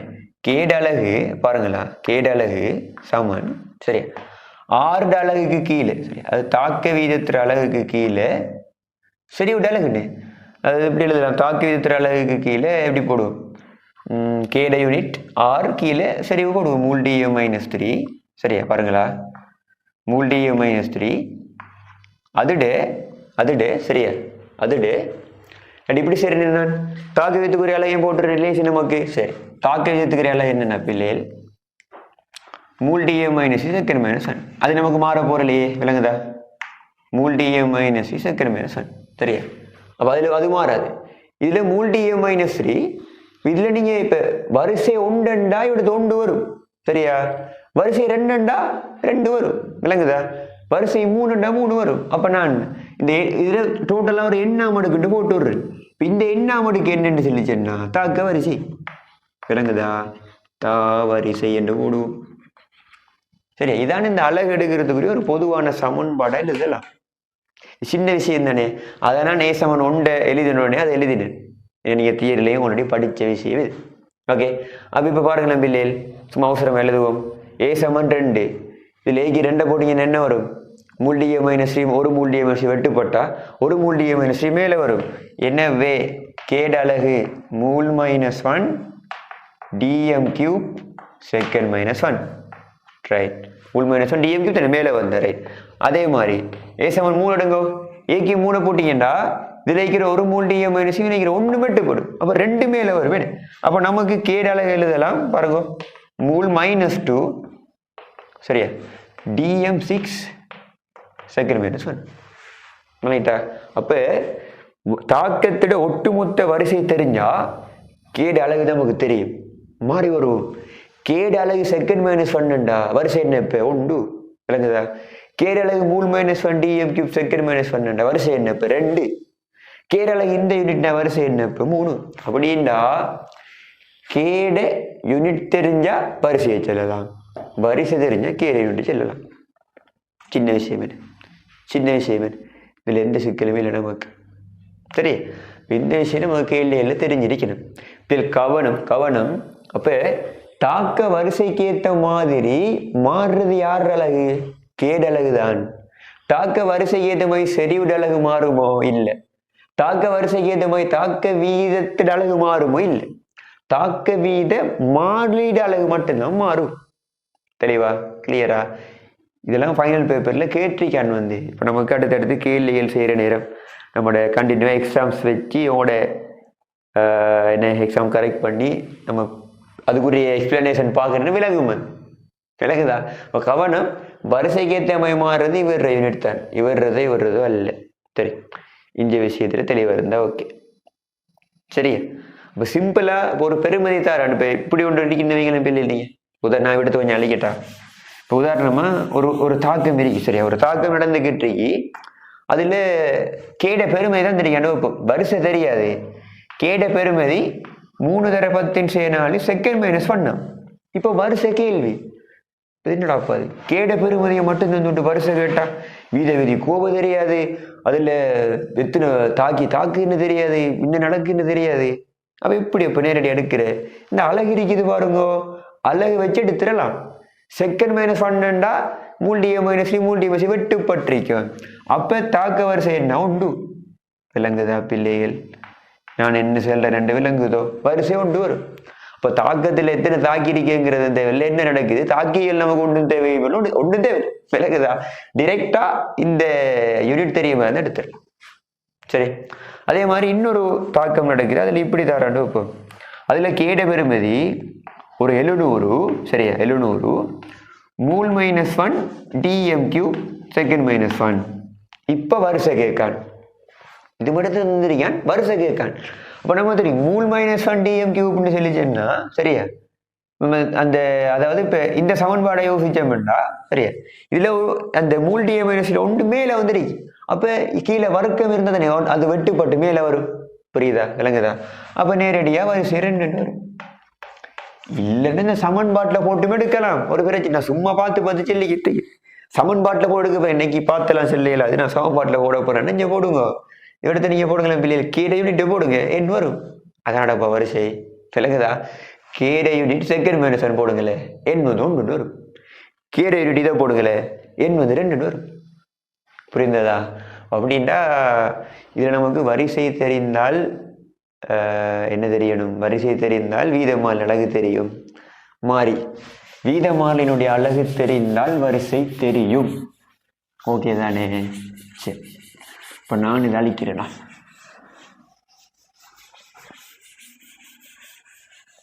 இதை நான் அழிக்கிறேன் பிள்ளைகள். சரியா? இதை நான் அழிக்கிறேன். சரி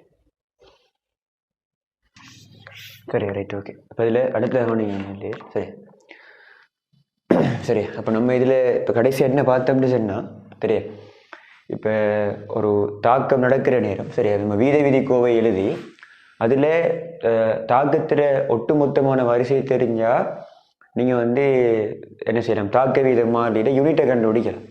அதே மாதிரி யூனிட் தெரிஞ்சால் தாக்கத்தில் ஒட்டுமொத்தமான வரிசையை கண்டுபிடிக்கலாம். சரிண்ணே, இதான் நான் கடைசியாக அதை செய்து விடுத்தேன். ஓகே, இப்போ அடுத்ததுக்குள்ளே வாரம் நான் வந்து ஒரு கேள்வி ஒன்று எழுதுங்க. சரியா, ஒரு கேள்வி ஒன்று எழுதுங்க வந்து ரைட். பின்வரும் முதலாம் வரிசை தாக்கத்தை கருதுக. சரி, தாக்கம் வந்து இந்த எழுதுகிறேன் பாருங்களேன். 2 சரியா N2O5 கேஸ், இதிலிருந்து NO2 case plus O2 case வார மாதிரி ஒரு தாக்கம். சரியா, NO2 case plus O2 case தாக்கத்தை சமப்படுத்தினோம்னா இங்கே 4 வருமே. சரியா, N2O5 பிரிகிற தாக்கம் உண்டு. தொடர்ந்து எழுதுங்க வந்து கீழே 328 கேள்வியில் N2O5 கேஸின் செறிவு 2 × 10⁻² μL-3 ஆகும்.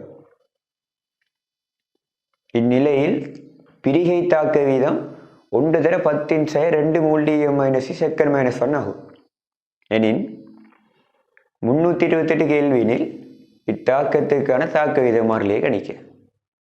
சரியா, இப்போ நமக்கு இதில் ரைட் குறித்த ஒரு சந்தர்ப்பத்தில் வந்து இதில் செறிவு தான் தெரியும். செறிவு எவ்வளோ பெருமதி தந்திரிக்கு வந்து 2 × 10⁻². சரியா, 2 × 10⁻² μL-3. ஓகே, N2O5 செறிவு வந்து ரைட் அந்த டைமில், அதாவது N2O5 செறிவு வந்து இந்த பெருமதி அடிக்கிற நேரம் சரியா, தாக்க வீதம் தந்திரிக்கு எவ்வளோன்னு சொன்னால் 1 × 10⁻². விளங்குதா? 1 × 10⁻². இப்போ நமக்கு தெரியும் தாக்க வீதத்துக்கு அழகு தெரியுமே. இப்போ μL-3 செகண்ட் -1 அப்படின்னு வரும். சரியா, அதாவது என்னன்னா இப்போ நம்ம தாக்கிய இந்த N2O5 எடுப்போமே. சரியா, இப்போ தாக்கம் நடக்க இப்போ ஆரம்பத்தில் நீ N2O5 கொஞ்சம் எடுத்துருப்பீங்க. இப்போ தாக்கம் நடக்க நடக்க நடக்க இதில் செறிவு குறைஞ்சிட்டு வரும் மெது சரி. அப்போ அப்படி இப்போ தாக்கம் நடந்தால் தாக்கிற செறிவு குறையுது தானே. அப்படி வார நேரம் குறித்த ஒரு டைம்ல சரியா N2O செறிவு 2/62 அந்த டைம்ல தாக்க வீதம் வந்து 1/62 அப்படின்னு சொன்னா இதோட தாக்க வீத மாறிலி கேக்குரிய பெருமதி கேட்டிக்கு வந்து நமக்கு சரியா. அப்ப இதுல தாக்கம் வந்து நமக்கு முதலாம் வரிசை தாக்கம் சொன்னதால நேரடியாக வீத விதி எப்படி எழுதலாம். நான் வந்து இந்த ஒட்டுமொத்த தாக்கத்துக்குரிய தாக்க வீதத்தை 6 போட்டேன்னா சரியா. அப்ப 6 சமன் ரைட். நான் வீத மாறிலியே K போடுறேன். K இன்டு N2O5 கேஸ் சரியா. அதுல செறிவுட தாக்க வரிசையில வலுவேற்றிடும் அப்படித்தானே. இவடுத்த முதலாம் வரிசையில் செல்லிட்டான். அப்ப இதுல வரிசை உண்டு நமக்கு. வரிசை ஒன்று வந்தா போடுறது ஒன்று வந்தா இவிடுத்த ஒன்று போடுறதும் போடாமறதும் ஒன்றுதான். அதையும் தாண்டி இப்படி ஒன்று நீங்க போடவானான்னு சொல்றேன். நான் போடுறேன் இல்லைங்கதா. ஒன்று வந்தா போடுறேன்ல சரி. அப்ப இப்ப நமக்கு N2O5 செறிவு தெரியும். அந்த டைம்ல உள்ள தாக்க வீதமும் தெரியும். ரெண்டையும் பிரதிட்டீங்கன்னு சொல்லி சொன்னா ஆன்சர் வரும் சரியா. இதுல இன்னொரு முக்கியமான விஷயம் என்ன அப்படின்னா இந்த வீத விதி கோவேரி தனவில்லையில் இதுல வார 6 வந்து சரி. இதுல வார 6 வந்து சரியா கணநிலை தாக்க வீதம் இருக்கும் வந்து சரியா. கணநிலை தாக்க வீதம் எழுதுறேன் பாருங்களா. இப்ப கணநிலை தாக்க வீதம் தானே. தாக்க வீதத்தை மூணு படிச்சிருப்பீங்கன்னு. ஒன்று தொடக்க தாக்க வீதம், இன்னொன்று சராசரி தாக்க வீதம், இன்னொன்று கணநிலை தாக்க வீதம் உண்டு சரியா. இப்ப கணநிலை தாக்க வீதம் என்னன்னா குறித்த ஒரு டைம்ல உள்ள வீதம் சரியா. இப்ப இந்த சரி இப்ப உதாரணமா இவிடத்தை நீங்க போடுறீங்க தானே செறிவு. இவிடத்தை பெரிய உதாரணத்துக்கு நீங்க இப்ப தாக்கம் நடந்துட்டு போயிடுவீங்கல்ல. இவிடத்தை நீங்க போடுற செறிவு T=10 செகண்ட்ல உள்ள செறிவுன்னு சொன்னா சரியா. இந்த 6 செல்றது அந்த டைம்ல உள்ள தாக்க வீதம் கிளியரா. இவிடத்தை நீங்க T=15 செகண்ட்ல உள்ள செறிவு போட்டா இவிடத்தை வார 6 வந்து அந்த T=15 செகண்ட்ல உள்ள வீதம் ரைட். அதே மாதிரி இவிடத்தை இப்ப போடுற செறிவு வந்து ஆரம்ப செறிவா இருந்தா வாரது வந்து தொடக்க தாக்க வீதம் சரியா. இப்ப தெளிவா வீத விதி கோவையில வந்து எந்த டைம்ல உள்ள செறிவு போடுறோமோ அந்த டைம்ல உள்ள வீதம் நமக்கு வரும். இதுல கிளியரா இருந்த சரி. இப்ப நமக்கு கேதான கேள்வி. அப்ப நேரடியாக எழுதுறோம் பாருங்களேன். K சமன் ரைட் 6க்கு கீழே N2O5 சரி வேணும்.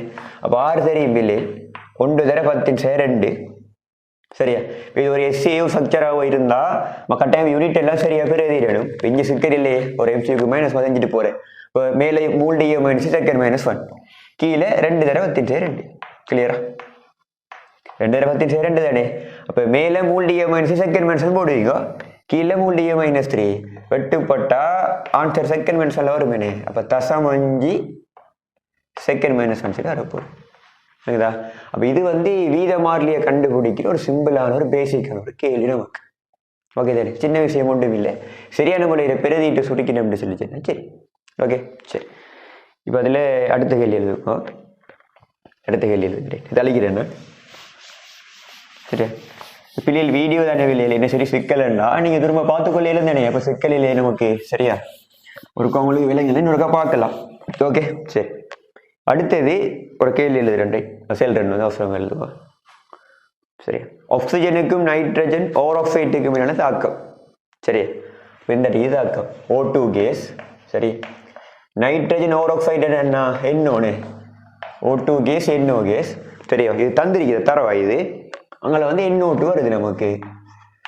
சமப்படுத்தின தாக்கம் தந்திருக்கேன் நேரடியாக 2 இங்க 2 இது தந்த தாக்கம் சரி. இப்ப கேள்வி சொல்றேன் கீழே தாக்க வீத விதி சரியா. தாக்க வீத விதி சரியா. தாக்க வீதம் சமன் தாக்க வீதத்தை நான் 6 போட்டுட்டா. அப்ப R சமன் சரியா K இன்டு O2 கேஸ் செறிவு இன்டு NO கேஸ் செறிவோட வர்க்கம். இதை வந்து தந்திருக்கேன் சரியா. இது தரவா வந்து O2 கேஸ் செறிவு இன்டு NO கேஸ் செறிவோட வர்க்கம். ஓகே தானே. செறிவோட வர்க்கம் நமக்கு இது தரவு வந்து தந்தது இது சரியா ரைட் ஆகும் சரி. ஆகும் தாக்க வீத விதி R சமன் ஆகும். தொடர்ந்து எழுதுவா. O2 கேஸினதும் NO கேஸினதும் செறிவுகள் முறையே 1/10 2/10 மூல்டிய மைனஸ் ஆகும் சரி. இப்போ குறித்த ஒரு கணத்துல ரைட் O2 கேஸ் இப்படி எழுதுறீங்கன்னா குறித்த ஒரு கணத்துல வந்து O2 கேஸ் செறிவு தந்திருக்கு நமக்கு 1/10 பார்த்துக்கொள்ளுங்க ரைட். அதே மாதிரி வந்து NO கேஸ் செறிவு தந்திருக்கு, அது வந்து 2/2 சரியா, 1/2 இது வந்து 2/2 சரியா, ரைட் ஆகும். தொடர்ந்து எழுதுங்க. இந்நிலையில் தாக்க வீதம், சரி, இந்நிலையில் தாக்க வீதம், இந்நிலையில் என்ன கருத்து, அநேகனே சொன்ன மாதிரி தான் O2 கேஸ் செறிவு 1/10 ஆகும், NO கேஸ் செறிவு வந்து 2/10 இருக்கிற நேரம் அந்த டைம்ல உள்ள தாக்க வீதம் R சமன் 3.2/10 ஓகே, 3.2/10 உங்களுக்கு யூனிட் எல்லாம் தெரியுமே இல்லையில், செறிவு வந்து மூல் DM - 3, இப்போ தாக்க வீதம் வந்து மூல் DM - 3 செகண்ட் -1 சொல்லி வரப்போகுது. அப்போ அதில் நமக்கு சிக்கல் இல்லை. இவ்வளவு தரவு கேள்வி 300 கேள்வியில் சரியா, இப்போ இந்த தரவெல்லாம் தந்திருக்கிறது 300 கேள்வியில் தானே, ஓகே, 300 கேள்வியில் இத்தாக்கத்துக்கான வீதமா இருக்கு சரியானே. அப்போ இந்த கே கேட்டுக்கிட்டே இப்போ பாருங்க, இந்த கே கேட்டுட்டு குறித்த ஒரு சந்தர்ப்பத்தில் உள்ள தாக்கிகின்ற செறிவு தெரியும், தாக்க வீதம் தெரியும் அந்த டைம்ல. அப்போ இந்த சமன்பாட்டில் நேரடியாக பிரதிட்டீங்கன்னா சரிதான், என்ன சிக்கல் இருக்குது, ஒன்றும் இல்லை சரி. அப்போ கே எழுதலாம், கே சமன் சரியா, R நமக்கு தெரியும் 3.2 தர 10/3 பிள்ளை நான் அழகாக போட்டு எழுதுறேன் சரியா, மூல் DM - 3 செகண்ட் -1 ஓகே தானே. கீழே O2 கேஸ் செறிவு 1/10 சரியா, 1/10 மூல் DM - 3 தர சரியா, அதுல நேரடியாக அதில் சார்பா வரிசை 1 ரைட். அதே மாதிரி NO கேஸ் செறிவு அதுல வர்க்கம் என்ன வரிசை 2 கவனம். அப்ப 2/10 சரியா, 2/10 மூல் DM - 3 வர்க்கம். கிளியர் தானவா, இதுட வர்க்கம். இப்ப சுருக்கி நீங்க என்ன சொல்லிச்சேன்னா விட வரும் உங்களுக்கு. முதல்ல அழகு சுருக்கி போடுவோம். இதுல பாருங்க, ஒரு மூல் DM - 3 ஒரு மூல் DM - 3 பெய்திரும். இது மேல வந்த பிள்ளைகள் மூல் -2 சரி, DM3 சாரி DM6 தானே, DM6 செகண்ட் -1 ஓகே தானே சரி. இப்போ பெருமதியை சுருக்கிறீங்கன்னு சொன்னா பாருங்க, இதுல வர்க்கம் என்ன, அப்போ ஒரு 10/4 இங்க ஒரு 10/6 10/3 அப்போ வெட்டினா கீழே ஒரு 10/3 நமக்கு மிச்சம், கீழே ஒரு 10/3 மிச்சம். அப்போ அது மேலும் ஒன்றுனா 10/3 வரப்போகுது. இப்போ 10/3 2 வர்க்கம் 4, அப்போ அந்த 10/3 இதோட பெருக்கப்பட்ட 3200, அப்போ 4 பிரிச்சா 800 ஓகேயா சரிதானே. சுருக்கலாம் பிள்ளைகள், மனசால சுருக்கலாம். நீங்க இப்ப உங்களுக்கு மேபி பயங்கள் இருந்தா நீங்க எழுதி சுருக்கி பாருங்க சரி. நான் சுருக்கின விளையிட்டு தானே, இல்ல 10/2 வர்க்கம் இருக்குது, 10/4 10/6 10/3 மேல வெட்டினா கீழே 10/3 மிச்சம் நமக்கு, அதை மேல கொண்டுனா 1000 வரப்போகுது. இங்க ஒரு 4, இப்போ 3200 கீழே 4 தானே, அப்போ 8 சரியா. சுருக்கலாம் எப்படியும் சுருக்கலாம், சிக்கல் இல்லை சரி. இப்ப இப்படி வந்து நமக்கு குறித்த ஒரு கணத்துல செறிவு தந்து வீதம் தந்தா என்ன தாக்க வீதம் மாதிரியே கண்டுபிடிக்க தெரியணும். அப்ப இதுல இப்ப கொஞ்சம் பாருங்களா, இதை தந்துட்டு பிள்ளைகள் பாருங்க, இதுலடா இப்ப இது தந்து இது கேள்வி இவிடத்து. இப்ப இது வேற ஏதாவது ஒன்று கேட்டா நமக்கு எடுக்க தெரியணும். இது தந்து இதை கேட்டா எடுக்க இயலாதா, எடுக்கலாம். இது தந்து அந்த குறித்த ஒரு டைம்ல இதுல செறிவை கேட்டு எடுக்க இயலாதா, எடுக்கலாம். கிளியரா. அப்ப இதுல எழுவாய் மாற்றங்கள்ல வித்தியாசப்பட்டா அது நம்ம எழுவாய் மாற்றம் மட்டும் மாறும், மற்றபடிக்கு ஐடியா உண்டுதான், விளங்குதா. குறித்த ஒரு கணத்துல உள்ள செறிவு அதை நீங்க பிரதியிட்டா அந்த டைம்ல உள்ள வீதம் வரும், அதை வச்சு நம்ம கேயை கண்டுபிடிக்கலாம். அடுத்தது இன்னொரு விஷயத்தை ஞாபகப்படுத்திட்டு போறேன் சரியா. இந்த கேள்வியில 300 கேள்வியில வீதம் கேட்டிருக்கு, சாரி தாக்க வீதமான ஏற்றிக்கு 300 கேள்வி இல்லை. இப்ப ஏன் வெப்பநிலைன்னு ஒன்ன கதைக்காண்டு சொன்னா சரியா, வீதமாறலி தங்கியுள்ள முக்கியமான ஒரு காரணம் வெப்பநிலை சரியா. கேரிக்கு தடை இந்த வீதமாறலி கே, அது தங்கியுள்ள முக்கியமான காரணி வெப்பநிலை நிறைய இருக்குது சரியா. வெப்பநிலை முக்கியமான ஒரு ஆள், வெப்பநிலை மாறினா சரியா இந்த கேட பெருமதி மாறும். அதனாலதான் குறித்த ஒரு வெப்பநிலை அதை சரியா ஓகே தானே இல்லையா. சரி, இப்ப நான் இப்ப என்ன செய்யறேன்னு சொல்லிச்சேன்னா சரியா, தேவையான கொஞ்சம் அடிப்படையான விஷயங்களை அவசரமா சொல்லிட்டு போறேன் சரியா. இதுல டீப்பா கதைக்கிறேன்னு சொன்னா நிறைய கதைக்கலாம், அதே சொல்ல நம்ம பேப்பர் செய்யற நேரம் அதுக்குள்ள பார்ப்போம் சரியா. நிறைய விஷயம் பேசலாம், ஒரு விஷயத்தை எடுத்தா நம்ம நிறைய கதைக்கலாம் ரைட். இப்ப நான் வந்து என்ன செய்யறேன், உங்களுக்கு ஏற்கனவே செல்லு பேசிக்கான விஷயங்களை தான் இந்த வீடியோல கதைக்க போறேன் அப்படின்னு நான் ஆரம்பத்தில் சொல்லிட்டேன் சரியா. அப்ப அதனால நான் அந்த பேசிக்கா உள்ள விஷயங்களை கொஞ்சம் அவசரமா கதைச்சிக்கிட்டு போறேன் சரியா. நான் டீப்பான விஷயங்கள் நிறைய இருக்குது சரி. அந்த விஷயங்களை நம்ம ஒரு கேள்விக்குள்ள அல்லது பேப்பரை ஒரு எக்ஸாம் சீரிஸ் ஒன்று அரேஞ்ச் பண்ணிடுறேன். அதுக்குள்ளால இந்த எல்லா விஷயமும் கதை போட்ட விஷயம். சரியா? ரைட். அடுத்தது இல்லை ஏன்னா பேசலாம். சரியா? நேரம் இடம் கொடுக்காது. ரைட். கதைச்சாலும் ஒரு கேள்வியிலே நின்றுவோம். சரி சரி ஓகே. இப்போ நான் அடுத்த பகுதியில் வரேன். கேள்வி எழுதுங்க. இப்படி ஒரு தாக்கம். சரி, ஏஏ சரி, பிபி சிசி டிடி தெரியுதானே? இப்படி எழுதுற என்னப்போ அது ஏபிசிடின்னா இப்போ ஏண்டு என்ன சேர்வு இருக்குது கெமிஸ்ட்ரியில்? ஏண்டு ஒன்றுமில், பீண்டு ஒன்றுமில்லை, ஒன்றுமில்லடப்பா. இது ஒரு கருதுகோள் தாக்கம் சொல்ற வந்து சரியா? அதாவது ஏபி ஏபின்னாக்கி சிடி வருது. இல்லை முன்னுக்கு போட்டுக்கிற சிம்பிள் ஏ சிம்பிள் பி இந்த சிம்பிள் சி சிம்பிள் டிங்கிறது வந்து நமக்கு பீசமான குணம். ஓகே தானே? இப்படி ஒரு கருதுகோள் தாக்கத்தை தந்திருக்கார். கீழே எழுதுங்க. ஒரு குறிப்பிட்ட வெப்பநிலையில் ஒரு குறிப்பிட்ட பரிசோதனை நடத்தப்பட்டு தாக்க வீதம் 5 மூல் செகண்ட் -1 காணப்பட்டது. சரி, குறித்தோர் இந்த தாக்கத்துக்குரிய வீதத்தை நான் 6 ஓடுறோம் இல்லை? ரைட். குறித்த ஒரு டைம்ல 6 அளக்காணும். அந்த பெருமதி வந்து 5 ஓகே. 5 மூல் செகண்ட் -1 ஓகே தானே? ரைட். செகண்ட் -1 காணப்பட்டது.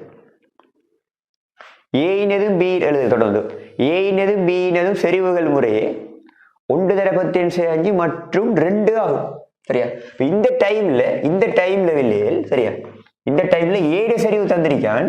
1/10⁵ நான் யூனிட்டை போடலையா? மூல் -3 ஓகே. இந்த டைம்ல வில்லையில் பீட செறிவு தந்திருக்கான். அது வந்து 2 சரியா? இது 1/10 சாரி 1/5 ரைட். இது 1/5 மூல் -3. இது 2 மூல் -3 விளங்குதா? கவனமா பெருமதியை பார்த்துக்கொள்ளுங்க. இது 1/10⁵ இது 2 ரைட். ஏனின் ஆகும் சரியா? மூல் -3 ஆகும். தொடர்ந்தது ஏயின் செறிவு இருமடங்காகும் போது தாக்க வீதம் இருமடங்காகிறது. தாக்க வீத மாறிலியின் பெருமானம் யார்? ரைட். கவனிங்க வந்து இப்போ இதுல இப்போ நமக்கு தெரியும் இல்லையே சரியா? இப்போ இதுல இந்த கே தான் கேட்டிருக்கேன். இப்போ இந்த தாக்கத்துக்கு ஒரு வீத மாறிலிக்குமே, அதனால இப்படி சும்மா கேண்டு போட்டுட்டா கே சரியா? இந்த தாக்கத்துக்கு ஒரு வீத மாறிலிக்கும் அதை கேண்டு போடும். ஓகே. இப்போ அந்த கே தான் கேள்வி. இப்போ கே தெரியணும்னா ஒன்றாவது என்ன வீத விதிக்கோவை எழுதணும். அதுல வார என்ன குறித்த ஒரு கணத்துல தாக்க வீதம் தெரியணும். அந்த டைம்ல உள்ள செறிவு தெரியணும், வரிசை தெரியணும். எல்லாம் தெரிஞ்சவங்க தானே? அப்ப எழுதுவோம் பாருங்களேன். R சமன் ரைட். தாக்க வீதம் R சமன் தாக்க வீதமாக ஒரு கே நான் போடுறேன் சரியா? ஏட செறிவுட சரியா ஒரு எக்ஸாம் எடுக்கிட்டு போடுறேன். அதே மாதிரி இன்டு பீட செறிவுட ஒரு ஒய்யாம் எடுக்கிட்டு போடுறேன். இதுல கவனம், இந்த சிம்பிள் ஏ சிம்பிள் பி நேரடியாக வரிசையா போடல. நேரடியா பீசமான குணத்தை இப்ப வரிசையா போடலாம். தாக்கம் முதன்மை தாக்கம் இருந்தா தான் போடலாம். விளங்குதா? இவ்விடத்தை நமக்கு வந்து அப்படி ஒரு தரவுமே இல்லையே வந்து. விளங்குதா? இது சும்மா ஒரு தாக்கம்னு சொல்லி எவ்வளவுதான். அப்ப நான் வேற ஏதாவது ஒரு மாதிரி போடுறேன். ஒரு எக்ஸ் போடுறேன், ஒரு ஒய் போடுறேன். அது என்னையும் போடலாம் நோட்டீஸு ரைட். நீங்க X5 போடுங்க, அல்லது MN போடுங்க, அல்லது PQ போடுங்க. ஒரு பிரச்சனையும் இல்லை. உங்களுக்கு என்ன விருப்பமோ அதை போட்டுக்கொள்ளலாம். அடுத்தது கவனம், இதுல விளைவெல்லாம் வராதுன்னு நீ சிம்பிளா ஆஃபோமையோ தாக்க வீத கோவை. அப்ப அதுல தாக்க வீத கோவை அல்லோ. அப்ப அங்க தாக்கியல் மட்டும் சம்பந்தப்படும். மட்டும் தாக்கியல் மட்டும்தான் ரைட். அடுத்தது இப்ப நம்ம பகுதிய நிலையில் தந்தா கட்டாயம் பகுதி நிலையை போட்டுக்கொள்ளுவோம். ஒரு எஸ்ஏ ஸ்ட்ரக்சர் டைப்புக்குள்ள ஒரு மாதிரி இருந்தா ஓகே ரைட். இப்ப இதுல நமக்கு சரியா இந்த கேதானப்பா கேள்வி சரியா? இதானே கேள்வி வந்து அப்ப பாருங்களேன், இது தெரியணும், இது தெரியணும், XY தெரியணும். தெரிஞ்ச தனி எடுக்கலாம். இப்ப நமக்கு போய் பாருங்க, குறித்த ஒரு கணத்தில் ரைட் ஏட செறிவு தெரியும், பீட செறிவு தெரியும். ஓகே, வீதமும் தெரியும். சரி, இதை வச்சு நம்ம அடுத்த அதுக்காக யோசிச்சோம்னா தெரியும். அப்ப என்ன தேவைண்டா இந்த XY தான் தேவை. அதுல இப்ப இந்த X காண்றதுக்கு அழகா ஒரு தரவு இருக்குது. ஏட செறிவு நீங்க ரெட்டிப்பாக்கினா தாக்கு வித ரெட்டிப்பாகுதான். நீங்க நேரடியாக தீர்ல படிச்சிருப்பீங்க. ஒரு குறித்த ஒரு கூடுற செறிவை ரெட்டிப்பாக்குற நேரம் தாக்கு வீதம் ரெட்டிப்பானா அது சார்பான வரிசை உண்டு. அப்ப X வந்து உண்டு. புரிந்ததா? சுவர்தானே? எஸ், சிம்பிள் சரியா? ஒரு குறித்த ஒரு கூடுற செறிவை ரெட்டிப்பாக்குற நேரம் வீதம் ரெட்டிப்பானா அது சார்பான வரிசை உண்டு தானே? விளங்குது? நேரடியாக படிக்கிறது. அதே மாதிரி குறித்த ஒரு கூடுற செறிவை நீங்க ரெட்டிப்பாக்குற நேரம் வீதம் வந்து 4 மடங்கானா அது சார்பான வரிசை 2 வரும். சரியா? இது நேரடியாக சும்மா சிம்பிளா பாக்குறது. அப்ப நான் இப்ப இது இப்படி எழுதாம பாருங்களேன். R சமன் ரைட் இப்போ நீ எக்ஸ் தெரியுமல்லோ, அப்போ ஆர் சமன் கே இன்ட்டு ஏட செறிவு இன்ட்டு பீட வையாமடுக்கு அப்படின்னு எழுதலாம். இப்போ என்ன பிரச்சனைனா இந்த வை தேவை, அது பிரச்சனை விடத்து தெரிஞ்சத்தான் கே காணலாம். அதுக்கு தன் விலையில் ஒரு விஷயத்தை கவனிக்கணும், என்ன முக்கியமான ஒரு விஷயம், இது முக்கியமான ஒரு விஷயம் சரியா, வெரி இம்பார்ட்டன்ட் சரியா, முக்கியமான ஒரு விஷயம் ரைட். இதில் என்னண்டா நீங்கள் பார்த்தீங்கன்னா ஏட செறிவு 1 தடவை செஞ்சு ஓகே, பீட செறிவு 2 சரி. இந்த ஏட செறிவு சார்பா பார்த்தா இந்த பீட செறிவு நல்ல பெருசி விளக்குதா, கிட்டத்தட்ட சும்மா யோசிங்களேன், இது 1 தடவை செஞ்சு 2ண்டா இதோட செறிவு வந்து இதோட செறிவு 2 லட்சம் மடங்கு கிட்டத்தட்ட விளக்குதா. நீங்க 15 பேருக்குங்களா 1 வரும், அப்ப 2 தடவை 15 கிட்டத்தட்ட 2 லட்சம் மடங்கு. அப்ப நல்ல பெருசுடே, நல்ல நல்ல சும்மா இல்ல நல்ல பெருசு. அப்ப நான் எழுதலாம் பாருங்களேன், பீட செறிவு ஏட செறிவோட கம்பேர் பண்ற நேரம் நல்ல நல்ல நல்ல நல்ல பெருசு சரியா. நல்ல பெருசா இருந்த பிள்ளைகள் இப்ப தாக்கம் நடக்கிற நேரம் இந்த செறிவு வந்து கிட்டத்தட்ட மாறாதுன்னு எடுக்கலாம் விளக்குதா. இப்படி யோசிக்கல, ஒரு ஒரு ஒரு 1 லட்சம் இருக்குது சும்மா உதாரணத்துக்கு சரியா, உங்களுக்கு ஒரு 1 லட்சம் காசு இருக்குது, 1 ரூபா காசு 1 லட்சம் இருக்குது, 1 லட்சம் குத்தி இருக்கும் உங்கள்கிட்ட சரியா. இப்போ 1 ரூபாயில இல்லைன்னு நினைக்கிறேன், இதுல இருந்து ஒரு குத்தி எடுங்களேன், எடுத்தா சரியா 99,999. இது கிட்டத்தட்ட சேஞ்சா இல்லடே விளங்குதா. இந்த 1 லட்சத்துல இருந்து நம்ம 1 ரூபா எடுக்கிறது என்ன செய்யலாம், புறக்கணிக்கலாம் கிட்டத்தட்ட விளங்குதா. நான் என்ன சொல்றேன், 1 லட்சத்துல இருந்து 1 ரூபா எடுக்கிறத வந்து புறக்கணிக்கலாம். அதாவது சரியா எடுக்கிற பெருமதி சார்பா சரியா டோட்டலா இருக்கிறது நல்ல பெருசுண்டா, அதுல வர மாற்றத்தை புறக்கணிக்கலாம். அதான் செல்ல வர அவினா விளைஞ்ச பாருங்களேன், ஏ வந்து இப்போ உதாரணத்துக்கு நான் செல்லதன்படி ஏ பி நான் எடுக்கிறேன், ஏ வந்து 1 இருந்தா சரியா 1 சும்மா சும்மா விளங்குறதுக்கு நாண்டியா 2 லட்சம் மடங்கு நினைச்சேன் கிட்டத்தட்ட, பி வந்து 2 லட்சம் இருக்குது சும்மா உதாரணத்துக்கு. இப்ப இந்த ஏயும் பியும் தாக்குற நேரம் பீசமானம் என்ன வந்தாலும் இப்ப இதுல 1 தாக்கினா இதுல இருந்து 1 அமர போகுது, 2 லட்சத்துல இருந்து 1 வாருதுங்கிறது கன்சிடர் பண்ண தேவையில்ல விளங்குதா. அப்ப தாக்கம் நடக்கிற நேரம் சரியா, தாக்கம் நடக்கிற நேரம் இதுல செறிவை வந்து நம்ம மாறிலின்னு எடுக்கணும்.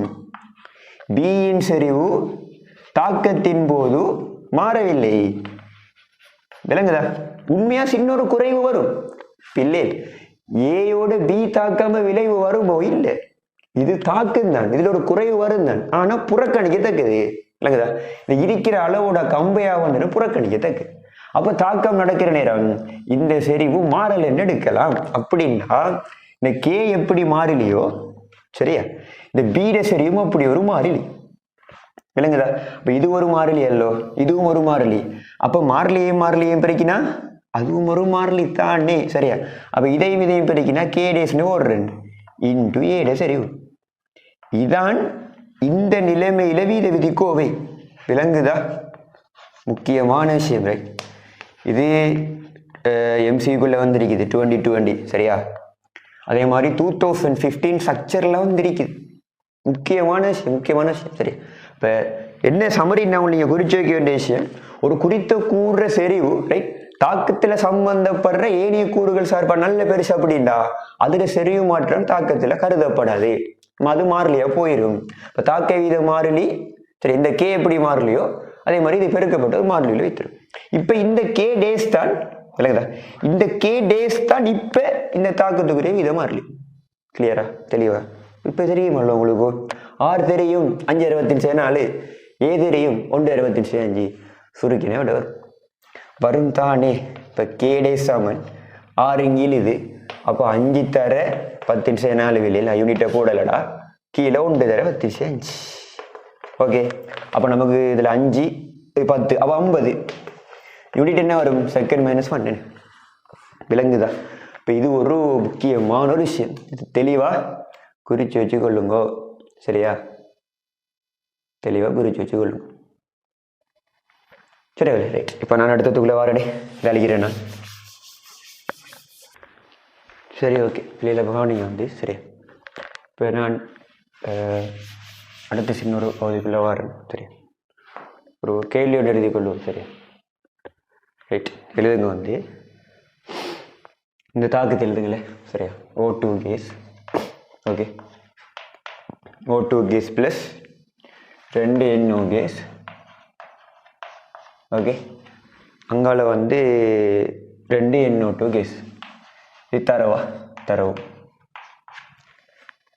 சரியா. கீழே எழுதுங்க வந்து ரைட். தாக்கத்துக்குரிய வீத விதி தந்திருக்கி, வீத விதி 6 வைப்போம் சரியா. வீதத்தை 6 வைக்கிறேன். இப்போ வீத விதி தந்திருக்கி பிள்ளைகள் R சமன் K இன்ட்டு ஓகே O2 கேஸில் செறிவுட M அடுக்கு சரியா. அதே மாதிரி NO கேஸில் செறிவுட ஒரு எண்ணாம் அடுக்கா ஓகே தானே, ஒரு எண் அப்படின்னு வைப்போம் தந்திரிக்கு. கீழே எழுதுங்க. கீழே உள்ள தரவுகளை கொண்டு 328 கெல்வினில் இத்தாக்கத்துக்கான தாக்க விதியை பெறுக சரியா. கீழே உள்ள தரவுகளை கொண்டு 328 கெல்வினில் இத்தாக்கத்துக்கான தாக்க விதியை பெறுக. இப்போ தாக்க விதி தந்து போட்டு பெறுகின்ற என்ன செல்ல வாரான். இது இது இது வீத விதி வந்து இப்போ தாக்கிகள் என்ன தாக்குதுன்னு தெரிஞ்ச நேரடியாக இது எழுதலாம், எல்லாத்துக்குமே எழுதலாம் நீங்கள் விளங்குதா. இப்போ தாக்கிகள் தெரிஞ்சது எழுதலாம், எந்த சிக்கலும் இல்லை இதில். ஏண்டா இப்போ தாக்கிகள்கிட்ட செறிவு பெருக்கம், கீழே இதில் தாக்க வரிசை ஒரு தெரிய கணியமாக போட்டு எழுதலாம் தானே விளங்குதா. இதில் வீத விதியை பெருகேன் இன்னொரு கேள்வின்னா எம்மையுமே நீங்கள் கண்டுபிடிங்கன்னு கருத்து சரியா. ரே அதுக்கு தான் கீழே தரவு தந்திரிக்கவில்லை எழுதுங்க சரியா. என்னோட சேர்ந்தே சரி நீங்கள் சரி எப்படியோ நீங்கள் எழுதினீங்கன்னா ஓகே சரியா. இப்போ கீழே தந்த தரவுகளை நான் எழுதுறேன், எழுதிட்டு சரி எழுதிட்டு கட்டாயம் ட்ரை பண்ணிவிட்டு அதுக்கு பிறகு நான் எக்ஸ்பிளைன் பண்ணுறது பாருங்க சரியா. நீங்கள் ட்ரை பண்ணிக்கணும், அப்போ தான் நியூஸ் ரைட். சரி அப்போ நான் தரவுகள் எழுதுறேன். இதில் 4 பரிசோதனை இருக்குது ரைட். பாருங்களா, பரிசோதனை இலக்கம் சரியா. அடுத்தது வந்து சரியா ஆக்சிஜனின் ஆரம்ப செறிவு சரியா. ஆக்சிஜனின் ஆரம்ப செறிவு சரியா. நீங்கள் என்னண்டா இந்த நோட் போட்ட ஆரம்பத்தை குறிக்கும், செறிவெல்லாம் மூல்டிஎம் மைனஸில் வருமா, அதை நீங்கள் குறித்து கொள்ளுங்க. அதே மாதிரி NO கேஸ்ற ஆரம்ப செறிவு சரியா. NO கேஸ்ற ஆரம்ப செறிவில் அதே மாதிரி வந்து ஆரம்ப வீதம் சரியா. ஆரம்ப வீதம் இப்படி 3 பாக்ஸ் தந்துருக்கு நமக்கு சரியா. நீ இப்படி பிரித்து போட்டுக்கொள்ளுங்களே சரியா ரைட். இப்போ பரிசோதனை இலக்கம் 1 2 3 4 இப்படி 4 தந்திரி. செறிவு வந்து 1 2 1 3 சரியா.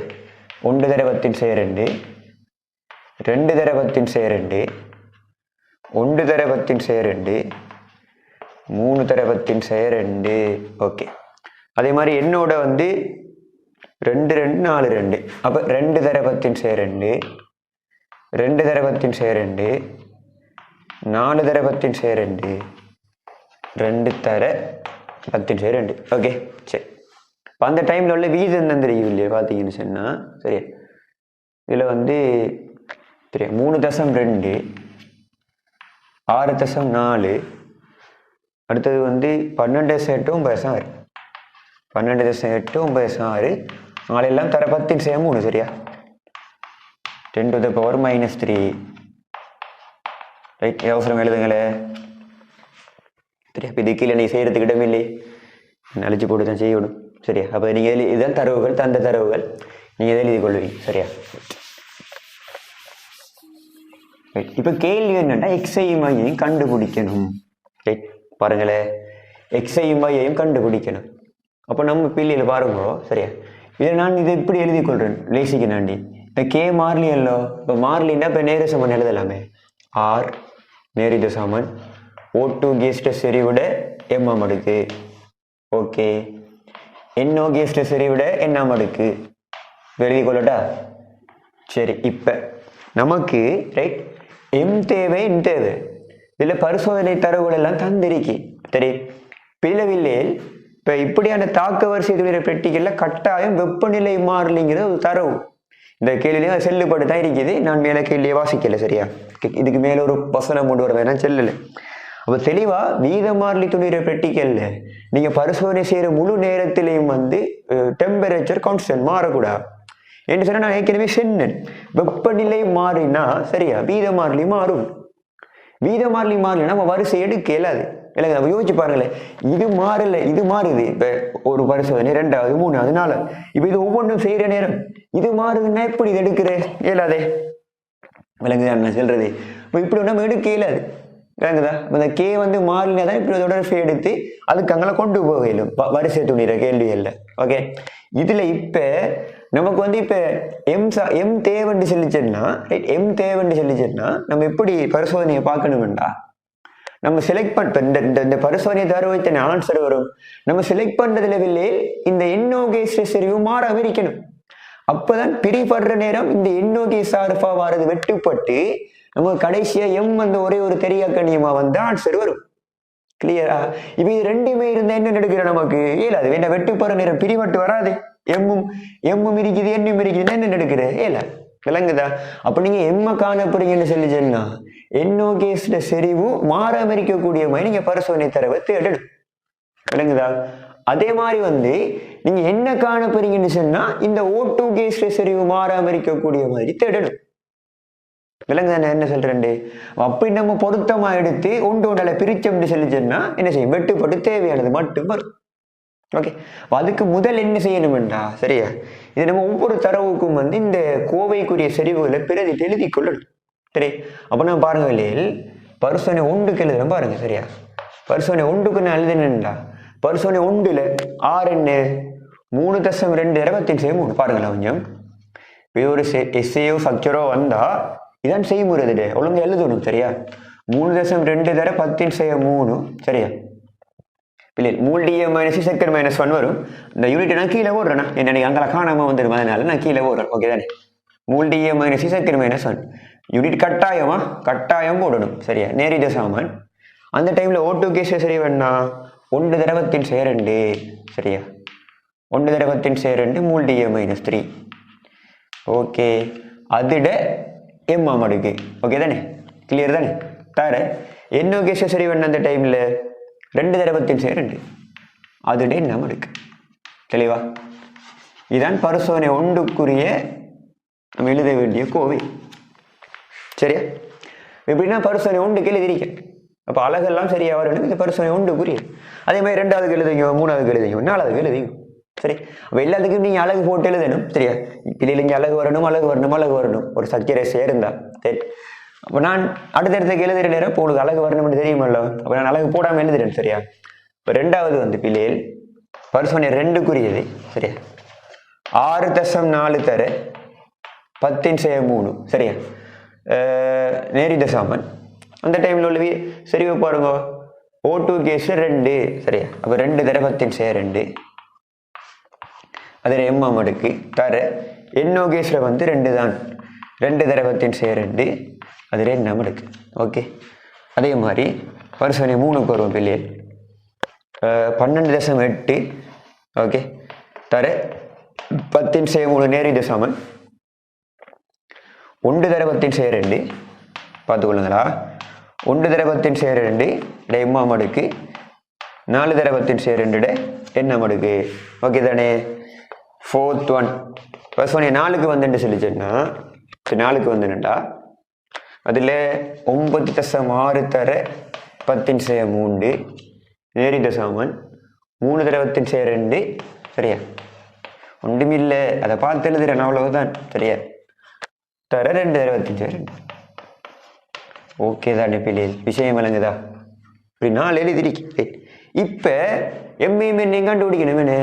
இப்ப நீங்க எம்ஏ பார்க்க எம்ம கண்டுபிடிக்கணும்டா, அதாவது NO கேஸ் சரிவு மாறாம இருக்கிறத பார்க்கணும். சரியா, இதுல பரிசோதனை 1, 2 பாருங்களேன், NO கேஸ் சரிவு மாறல. விளங்குதா? அப்ப நீங்க 1, 2ஆல பிரிச்சா இஞ்சால இது பிரிவட்டு, அதே மாதிரி இதுக்குள்ளேயும் பிரிவட்டு எம்ம கண்டுபிடிச்சிடலாம். தெளிவா? அதே மாதிரி என்ன கண்டுபிடிக்கணும்டா, என்ன O2 கேஸ் சரிவு மாறக்கூடா. அப்ப அதை பாருங்களேன், O2 கேஸ் சரிவு மாறக்கூடா, இதுல மாறணும். விளங்குதா இல்லையா? அப்படி நமக்கு என்ன வரும் அப்படி பாருங்க. 1, 3 1, 3 பாருங்க, பிரிக்கிற நேரம் இது வெட்டுப்படும். அப்ப அங்க நமக்கு எண் வந்துடும். விளங்குதா? அப்ப 1, 2ஆல பிரிச்சா எம் வரும், 1, 3ஆல பிரிச்சா எண் வரும். இப்ப எம்ஏ அங்க போட்டு எழுதுங்க. அதுதானே கேள்வி. விளங்குதா? சின்ன விஷயம் அல்லோ இது. ரைட். அப்போ நான் அழிச்சிட்டு பிரித்து எழுதுறேன் சரியா. அழிச்சிட்டு பிள்ளைகள் நான் பிரித்து எழுதுறேன், நீங்கள் பார்த்துக்கொள்ளும் ரைட். இப்போ நீங்கள் இதெல்லாம் எழுதிருப்பீங்க தானே சரி.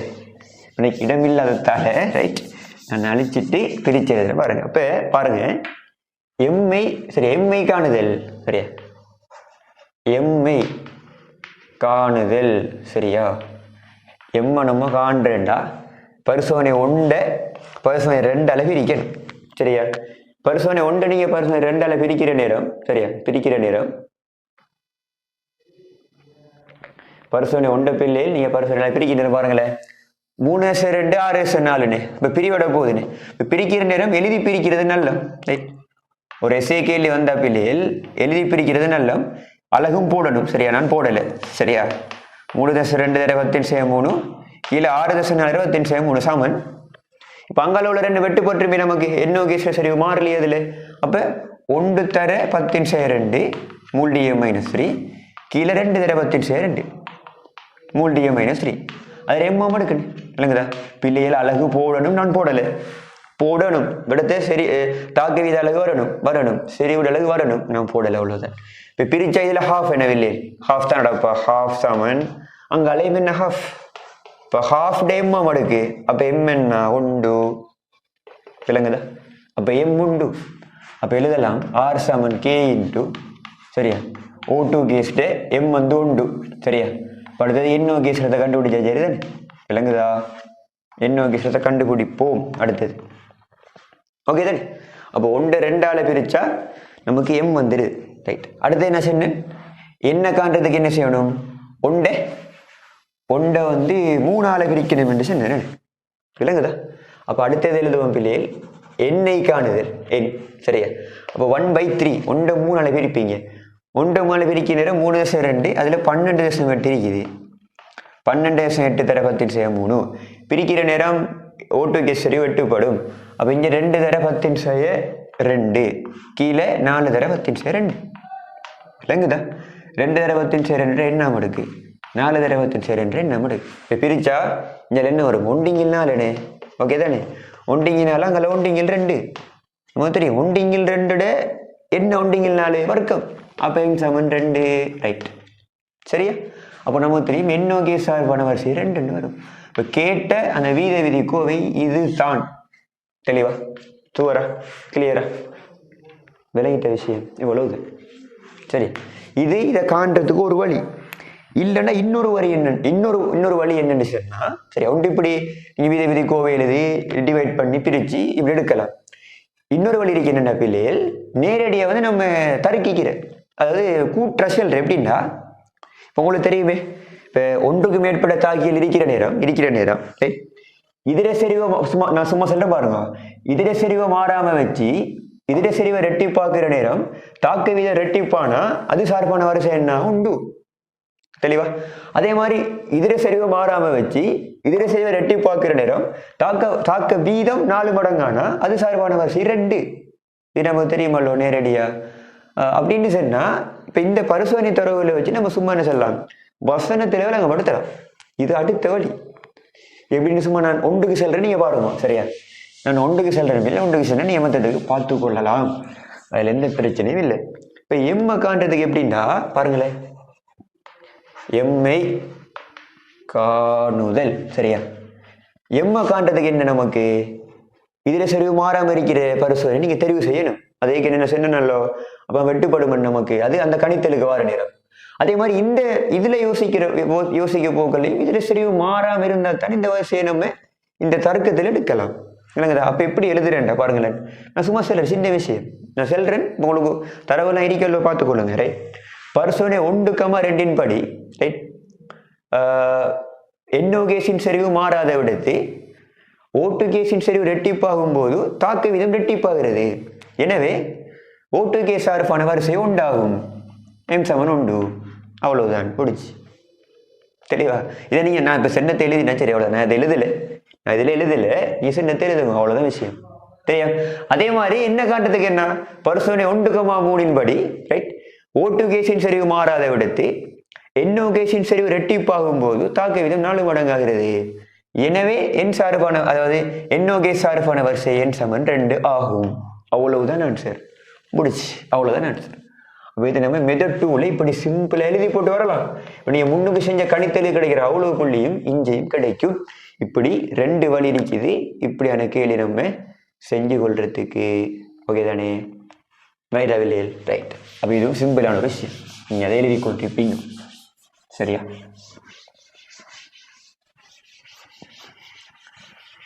ஓகே தானே?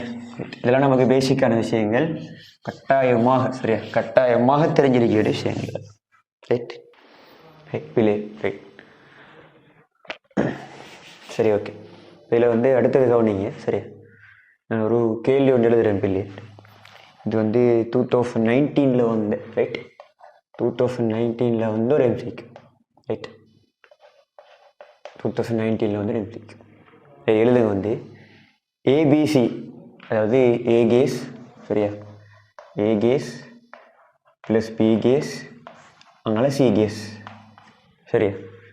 என்ன முதன்மை தாக்கத்தின் ஏவட் சக்தி இஏ ஆகும். சரியா?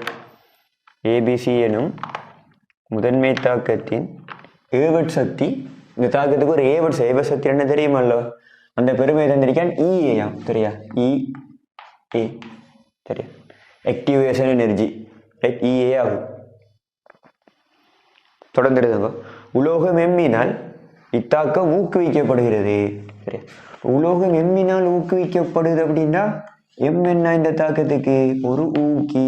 ஓகே, ஊக்கி முக்கியமான ஒரு ஆள். சரியா? ஊக்கி.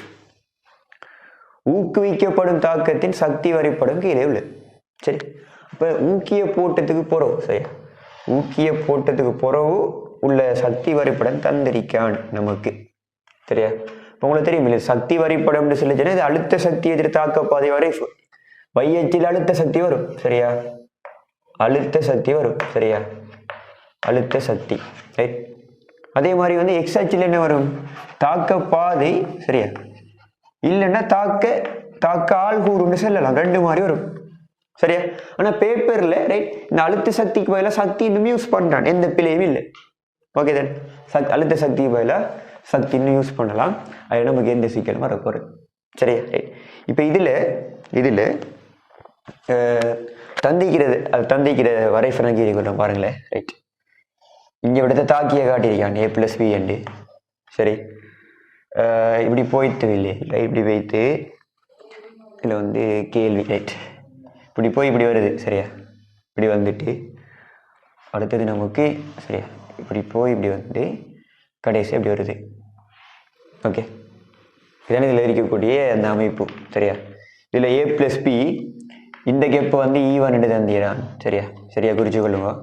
E1, இந்த கேப் டெல்டா H1. ஓகே தானே? அதே மாதிரி பிள்ளைகள் இது வந்து E2. சரியா? E2. அதே மாதிரி பிள்ளைகள் இது வந்து E3. சரியா? E3 right. அப்போ நமக்கு இதுல இருந்து என்ன விளங்குது, இப்போ கடைசியா வந்து விளைவு வந்துட்டு இப்போ நமக்கு இதுல இருந்து என்ன விளங்குது அப்படின்னு சொன்னா, சரியா, இப்போ இந்த தாக்கம் இப்போ ஏற்கனவே ஒரு முதன்மை தாக்கம் சொன்னான். ஊக்கிய போட முதல் அந்த தாக்கத்துக்கு ஒரு ஏவல் சக்தி என்று தான் தான். ஊக்கிய நீங்க போட்டதுக்கு போறவோ இப்படி 3 ஸ்டெப்பால் அந்த தாக்கம் போகுது. சரியா? இப்போ நமக்கு தெரியுமே ஒரு தாக்கத்துக்கு ஊக்கிய போட்டா அவர வேலை என்ன. சரியா? அவர ஜொப் என்ன, அவர வேலை என்ன. ஒரு தாக்கத்துக்கு ஊக்கிய போட்டா அவர் என்ன செய்வாருண்டா, சரியா நல்லா கேட்டுக்கொள்ள, முக்கியமான விஷயம். சரியா? ஏவட் சக்தி சரியா குறைக்கப்பட்ட மாற்றுப்பாதையை கொடுப்பார். என்னங்கதா மாற்றுப்பாதை வழங்குதல், இதான் அவர வேலை. சரியா?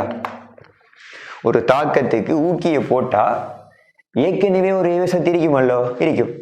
ஊக்கிய போட முதல் ஊக்கிய போட்டா அவர் வந்து ஏவட் சக்தி குறைஞ்ச ஒரு மாற்று பாதையை கொடுப்பார். இதில் கவனம் ஊக்கி வந்து ஒரு தாக்கத்துடைய ஏவட் சக்தியை குறைக்கும் என்று சொன்னப்பில்லை. விளங்குதா? ஊக்கி ஒரு தாக்கத்துடைய ஏவட் சக்தியை குறைக்கிறல்ல, ஏவட் சக்தியை குறைஞ்சா வேற ஒரு வழியை கொடுக்குற, வேற வழி. அது எப்படின்னா ஷார்ட்கட் மாதிரி. என்னண்டா கொஞ்சம் பாருங்களேன். இவ்விடத்தை ஒரு இடம் இருக்கணும். இப்போ ஒரு பிங்கிற ஒரு இடம். சரி, இவனுக்கு ஒரு கியூங்கிற இடம் சும்மா வைங்கல இப்படி இருக்கணும். இப்போ சரியா? சரியா? இப்போ நம்ம இவிடத்தை ஒரு பிங்கிற இடம் இருக்குது, இவிடத்தை வந்து ஒரு கியூங்கிற இடம் இருக்குன்னு வைங்களேன். சரியா? இப்படி இருக்கிற நேரம் ரைட், இது வந்து இதுக்கு போகிறதுக்குரிய ஒழுங்கான பாதை நோக்கம். சரி, இது மெயின் வீதி நோக்கம். சரியா? பிரதான வீதி. இது பிரதான வீதி. சரியா? இப்போ இதில் நமக்கு ரைட், இதில் நமக்கு பிள்ளை இது பிரதான வீதி வைங்களேன், இந்த வீதி. சரியா?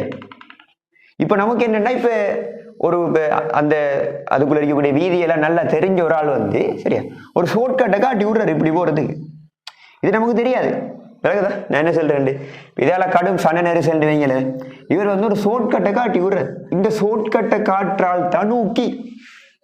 இப்ப சொல்லுங்கள, இந்த ஷார்ட்கட்டை இன்னைக்கு ஒரு ஆள் காட்டினத்தால இந்த உண்மையான இந்த பாதையினுடைய அளவு மாறிச்சா?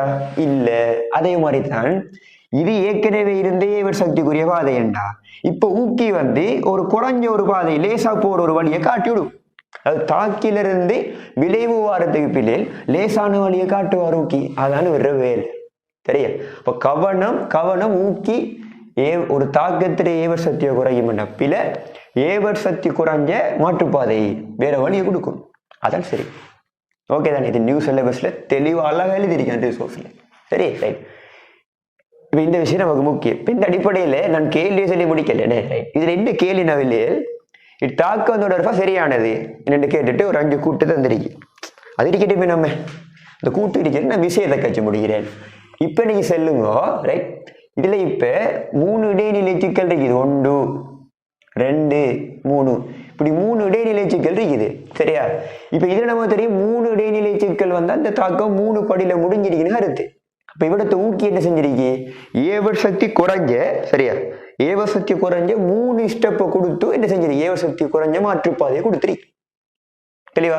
ஊக்கி வந்து ஒரு ஸ்டெப்லையும் குறைச்சு கொடுக்கலாம், நோ ப்ராப்ளம். ஒன்றுக்கு மேற்பட்ட ஸ்டெப்லையும் குறைச்சு கொடுக்கலாம். இந்த இடம் ரைட், ஒன்றுக்கு மேற்பட்ட ஸ்டெப் குறைச்சு கொடுக்கட்ட இடம். தெளிவா? கிளியரா? அப்படின்னு சொன்னா இப்ப நமக்கு என்ன தெரியணும்னா பிள்ளை, இப்ப இந்த தாக்கத்துல ஏற்கனவே அதாவது ஊக்கி இல்லாத டைம்ல இது முதன்மை தாக்கமா இருந்தது. ஒரு படியில விஷயம் முடிஞ்சது. என்ன சும்மா அப்படி இல்லட்டா கொஞ்சம் பாருங்களேன். ஊக்கி இல்லாத டைம்ல A+B இங்க இருந்திருக்கும், C ஒரு வரியில வந்திருக்கும். கிளியர்? இதான இந்த ஊக்கி இல்லாத டைம்ல அது முதன்மை தாக்கம் அல்லோ. முதன்மை தாக்கம் ஒரு ஸ்டெப்ல முடியும் அல்லோ அப்படின்னு சொன்னா இதுதானே ஒரு ஸ்டெப்ல A+B C ஏவர் சக்தி இந்த ஊக்கி இல்லாத டைம்ல இருந்தது.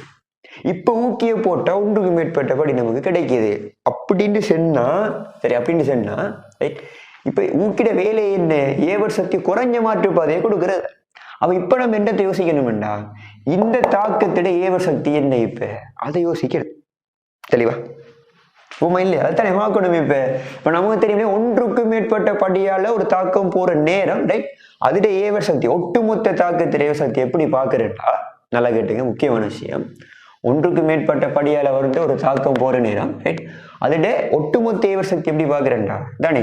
இது தாக்கிட சக்தி ரைட். தாக்கிட சக்திக்கும் இதுல இடைநிலை சிக்கல் 3 வருது. அதுல ஆக உச்சி புள்ளிய பாருங்க. இதுல ஆக மேல யாரு இருக்கு? இது. அப்ப தாக்கிட சக்திக்கும் இந்த உச்சி புள்ளிக்கும் இடையில வர இந்த சக்தி வேறுபாடு இதான் தெரியும். இப்ப நீங்க ஊக்கிய போட்டதுக்கு பிறகு இப்ப ஊக்கி டேஸ்னு போட்டானா டேஸ்னு போடுற பிள்ளைகள் இது ஊக்கி போட்டதுக்கு பிறகு உள்ள இவர் சக்தி. அதுதான் இப்ப இந்த தாக்கத்துல ஒவ்வொரு உள்ள இவர் சக்தி. ஒரு தாக்கம் பல படிக்கலால போற நேரம் தெரிய தாக்கிற சக்திக்கும் இந்த உச்சி புள்ளிக்கும் இடையில உள்ள சக்தி வேறுபாடு தான் தெரிய ஒட்டுமொத்தமான இவர் சக்தி இருக்கும். சப்போஸ் இது மேல இருந்தா இது உச்சி புள்ளியா வரும். தெளிவா? இது மேல இருந்தா ஆக மேல இது இருக்கின்ற வைக்கல இது உச்சி புள்ளியா வரும். எது இருக்குதோ அதை பார்த்திக்கோ, அவ்வளவுதான் விஷயம். இப்ப நமக்கு இதானே இப்போ ஒட்டுமொத்தமான டேஸ் சரியா?